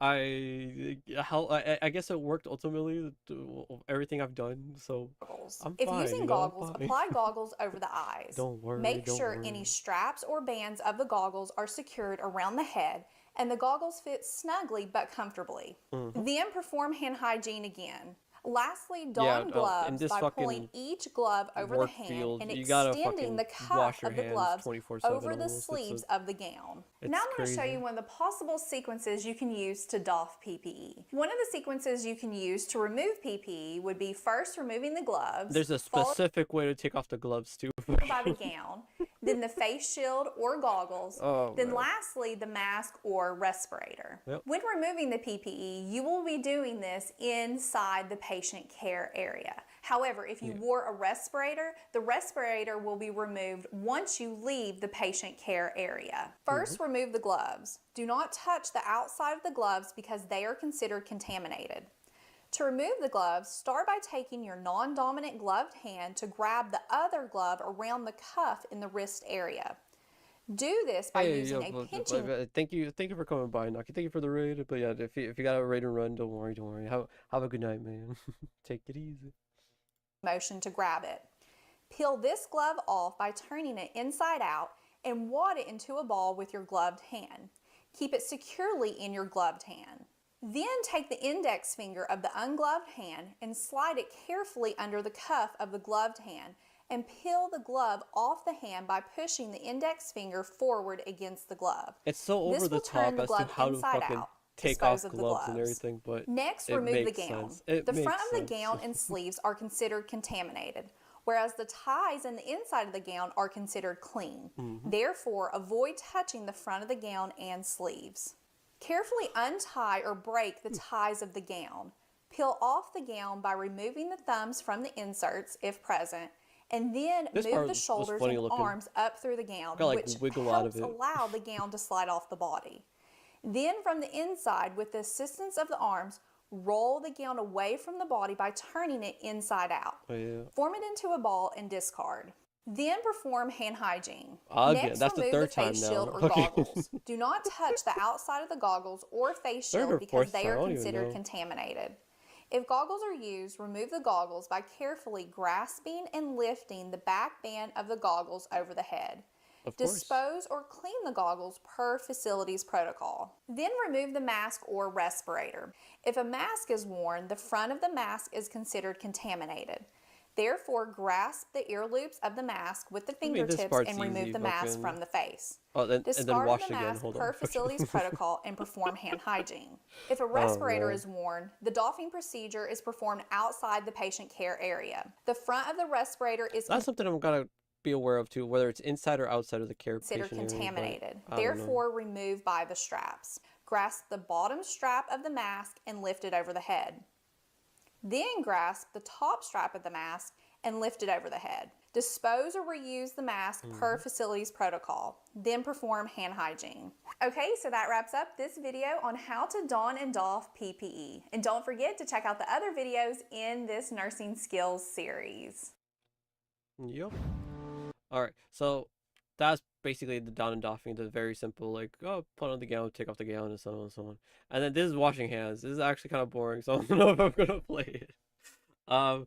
Blood pressure. I mean, everybody's been to the doctor. I mean, but she kind of like shows kind of how to do it. Pressure, because And we're it's going kind of to interesting. be getting our least to me. systolic number, which is that top number, Nerdy shit, you know, and nerdy this shit, is the but- first sound we hear. Yeah. And then our diastolic number, which is the bottom number, and this is the point where we no longer hear the sound. So whenever It is a little tough to do. I've had practice over the years on how to do it, but we're looking at the gauge of kinda our explains it blood pressure nicely. cuff, we want to make sure we're really noting those points because it's going to tell us our systolic and diastolic number. Top and So what bottom, we're going to do is we're going to put our cuff on our patient, and we want to make sure we find the brachial artery. This is the artery we palpate that we'll be using it's usually on the inner side of the arm, and that's the one that beats the hardest. to determine our blood pressure. And it's found in the bend of the arm. So we're going to find it, and it is located here. And we're going to look on our cuff, and our cuff has these arrows. And because this Tells you is how to the line it left up. arm, we're going to make sure that this arrow is pointing in that direction of where that artery is. So you're going to put the cuff up about 2 inches above the bend of the arm. First, If I had like a good setup and knew how to actually do it to the point where I don't show off my face or anything, I would do this and show you guys my skinny ass arm and the fucking blood pressure cuff. But like, I don't know. I don't feel comfortable doing it as of right now. First, what we want to do is we want to estimate the systolic pressure. So we want to find that number. To do that, we're going to palpate the brachial artery, and we're going to inflate the cuff until I no longer feel the brachial artery. And at that point, when I no longer feel it, I need to make sure I'm looking at this gauge to know that number, because that number is our estimated systolic pressure number. Then when I go to take the blood pressure, I'm going to inflate the cuff 30 millimeters of mercury more than that estimated number. Now the whole reason for Okay, doing that's something I did not know. I wasn't aware of. It's like you're supposed to push it to like what they told us, like push it to 140, but at the same time 140 could be like too much pressure, and like it just be like making the arm like uncomfortable and like too tight or whatnot. But at the same time, like you're supposed to add another 30 on top of that. I mean, that probably adds to why it'll be pushed to like 140 and shit. doing that is because we want to avoid missing the oscillatory gap that can occur in some patients, not all patients. Okay, but what she meant by that auscultatory fucking gap and all this and that. As you're doing the okay, as the blood cuff gets tighter and tighter, the arm gets like pressured and kind of like constricted, right? And the blood still needs to flow. So as the blood is flowing, it's pushing harder and harder, and that's why your veins start popping out and everything. If you start flexing, or if you start like cutting off circulation in one part of the arm, it kind of just starts inflating, right? Because it's trying to get pushed through harder and harder. So by auscultating or using the stethoscope to actually listen to the beats going through, that's basically what she's trying to explain. Like if you go too far with no, go under. Missing the auscultatory gap that can occur in some patients. Not all patients have it, but some. And it's usually patients with hypertension, because the auscultatory gap is like this abnormal silence that can occur, and it will throw off whenever you actually hear that first sound, which is your systolic number. So I'm Once he inflating starts the showing cuff the while filling on the artery, and I'm going to note the point where I no longer fill the artery, which is about at the 100. Then okay, so at the same time, you see how it jumps, the little needle I'm jumps? going to deflate it completely and wait about 30 to 60 seconds, and then we'll take the blood pressure. Come on, you're So still our going too estimated fucking systolic fast. number is 100. Now I'm going we'll to just fast inflate. You forward. can occlude the artery. Then we're going to inflate our cuff to 130 millimeters of mercury. And we're going to let it fall about 2 millimeters of mercury per second. And we're listening for that first sound, which is our systolic You can also number. kind of see it.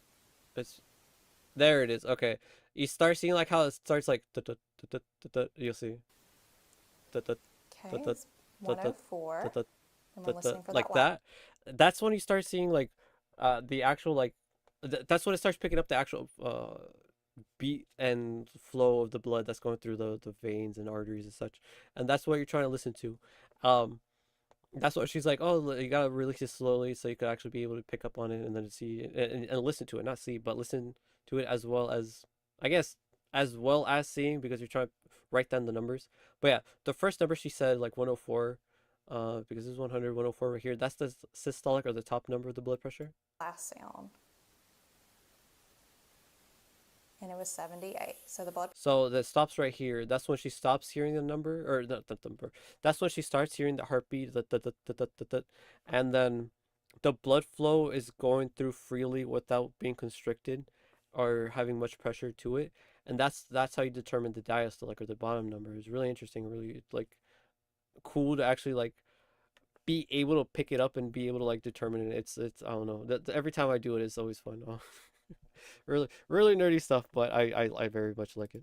Pressure is 104 over 78. Then once you have your reading, make sure you fully deflate the cuff full of air, and you're going to take the cuff off of your patient, of course, and clean it if it's not disposable, and you will document the blood pressure and what arm you took it in. Now, what are normal blood pressure readings? This is something we gotta know off the top of our head. Like anything, what, systolic less than 20, less than 80. According to the American College of Cardiology 2017 updated guidelines, a normal blood pressure is a systolic less than 120 and a she also shows us diastolic the less abnormal than numbers. 80.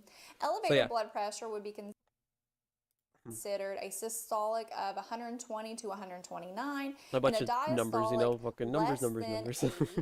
Hypertension stage 1 would be a systolic of 130. Oh, you have to be aware of hypertension stages or anything. I just gotta be aware of like what's normal, what's abnormal, and then how to keep an eye out for that. Just like anything over or under 120, that's too drastic or not, and then anything over 80 or anything over or under 80 at a very drastic rate is like raised for concerns, you know, so that type of thing. So it's something you just gotta know off the top of your head, which is kind of hard when there's always like so many numbers floating around, and excuse me, but like things like okay, I fucking hate taking temperature. Oh my god, because like they're making us take temperatures on the forehead, in the ear, in the mouth, and the armpit, but and the rectal. They're not making us or testing rectal yet or at all. But we're supposed to know how to do it. Fucking like fuck. But every single area has its own different like measurements and temperature and numbers and things like that. And we were supposed to like know that type of stuff as well off the top of our head. And that's the hardest fucking thing that I never have I needed to know, but the temperatures of specific areas.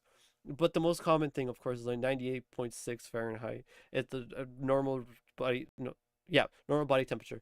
I thought it was like 96 or something, but no, it's 98. But the range of like 98 to like 96 to 90, no, 96 to like 100. That's like a normal range. But depending as well as where you're taking it, that's how you determine it. Like, it's so fucking annoying.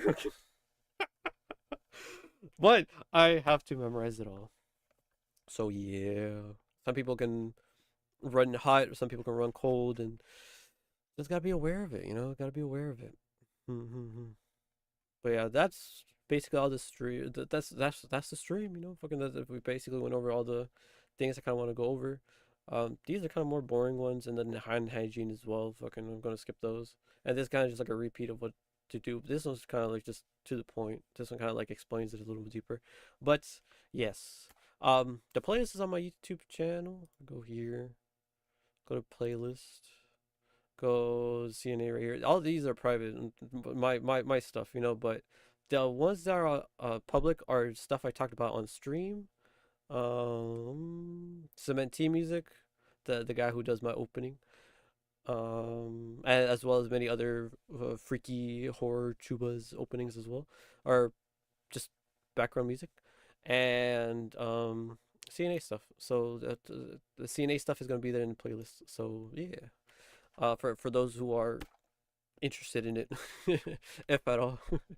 If you guys haven't like fallen asleep already to my stream, go check out those videos we just went over and on your own time if you're feeling it. But yeah, thank you everyone for coming. Let me find a raid target. Move this over here. Let's see. Who's live right now? Hmm, hmm, hmm, hmm. Let's see. We got some Subnautica. We got some Minecraft. We got some Pico Park. Oh, this is actually be interesting. Beyond the Citadel, Bubba's You. No, actually, I think I would right into Pico Park. That one's pretty cool. Fucking, and it's a little collab going on. But yeah, let's copy, and then we'll right into this one. Hey, hey, Vita. I'm about to end stream. Believe it or not. But yeah, welcome in. But yeah, let me give you a quick recap, I guess. So I'm doing this like CNA program, and which is basically a certified nursing assistant, which can work in many different places. And we, as a job, followed the care plan. We followed the care plan and nothing but the care plan. All this and that. It was Tell me cheesy. how a CNA knows low. what each patient needs. But yeah, we followed the care plan to know what each patient needs and all this and that. And so by doing so and taking care of them and following the care plan, we introduce ourselves with the opening and then do things like emulate with the gate belt CNA skills and kind of like be tested and actually do it. But also other things and other skills we gotta learn are things as hand hygiene, PPE donning and doffing, and manual blood pressure taking and readings and such. So yeah, you missed quite a stream. But yeah. Let me see. But yeah, about to end the stream because we basically went over like what I learned on my first week of class, apart from the stuff I learned in the book. But this is what it is for the most part. Yeah. Am I gonna be a nurse? A nursing assistant. So almost. I'm like one step below a nurse, so it's good enough, I guess. Good enough for me at the time being. A lot of people take this job or program or certification. That's the best way to put it. As a stepping stone, kind of to like jump and boost your career to other things that are more that people are more interested in. And I'm more interested in the EMT route. Not necessarily. I don't necessarily need to be a CNA to go down the EMT route. I could just jump in as an EMT, but at the same time, I kind of want to have a foothold, have a place to stand on, be able to stand on my own 2 feet before I kind of like jump into something more difficult. Because in the past, it just has not been working out for me. But I kind of want to build myself up a little more and then go at it again and try it out. But yeah, slowly but surely, I'm just doing more and more. At least that's how I'm seeing it. But yeah. But thank you everybody for coming by. I am going to rage Free of Me. He's in a collab, it seems like, with Pico Park, and as well as Mil Malson, Vortis Lotzi, Souls of Departure, and Wizhat. A whole gang going on over there. So yeah, as usual, give them little axing, as a raid message. So copy. And then yeah, just a whole bunch of axes. So that's the raid message. But I thank everybody that popped into YouTube. Thank everybody that popped into Twitch, and yeah. So this is basically what we're going to be. Okay, tomorrow is going to be another study stream, but I'm going to be using the webcam, hand cam, and going over some books and some pictures and things like that. So out of the textbooks that I am working on. So yeah, so be ready for that tomorrow, and most likely the rest of the week. So yeah, thank everyone for coming by. I'm Max Mokuba. Take it easy. Peace.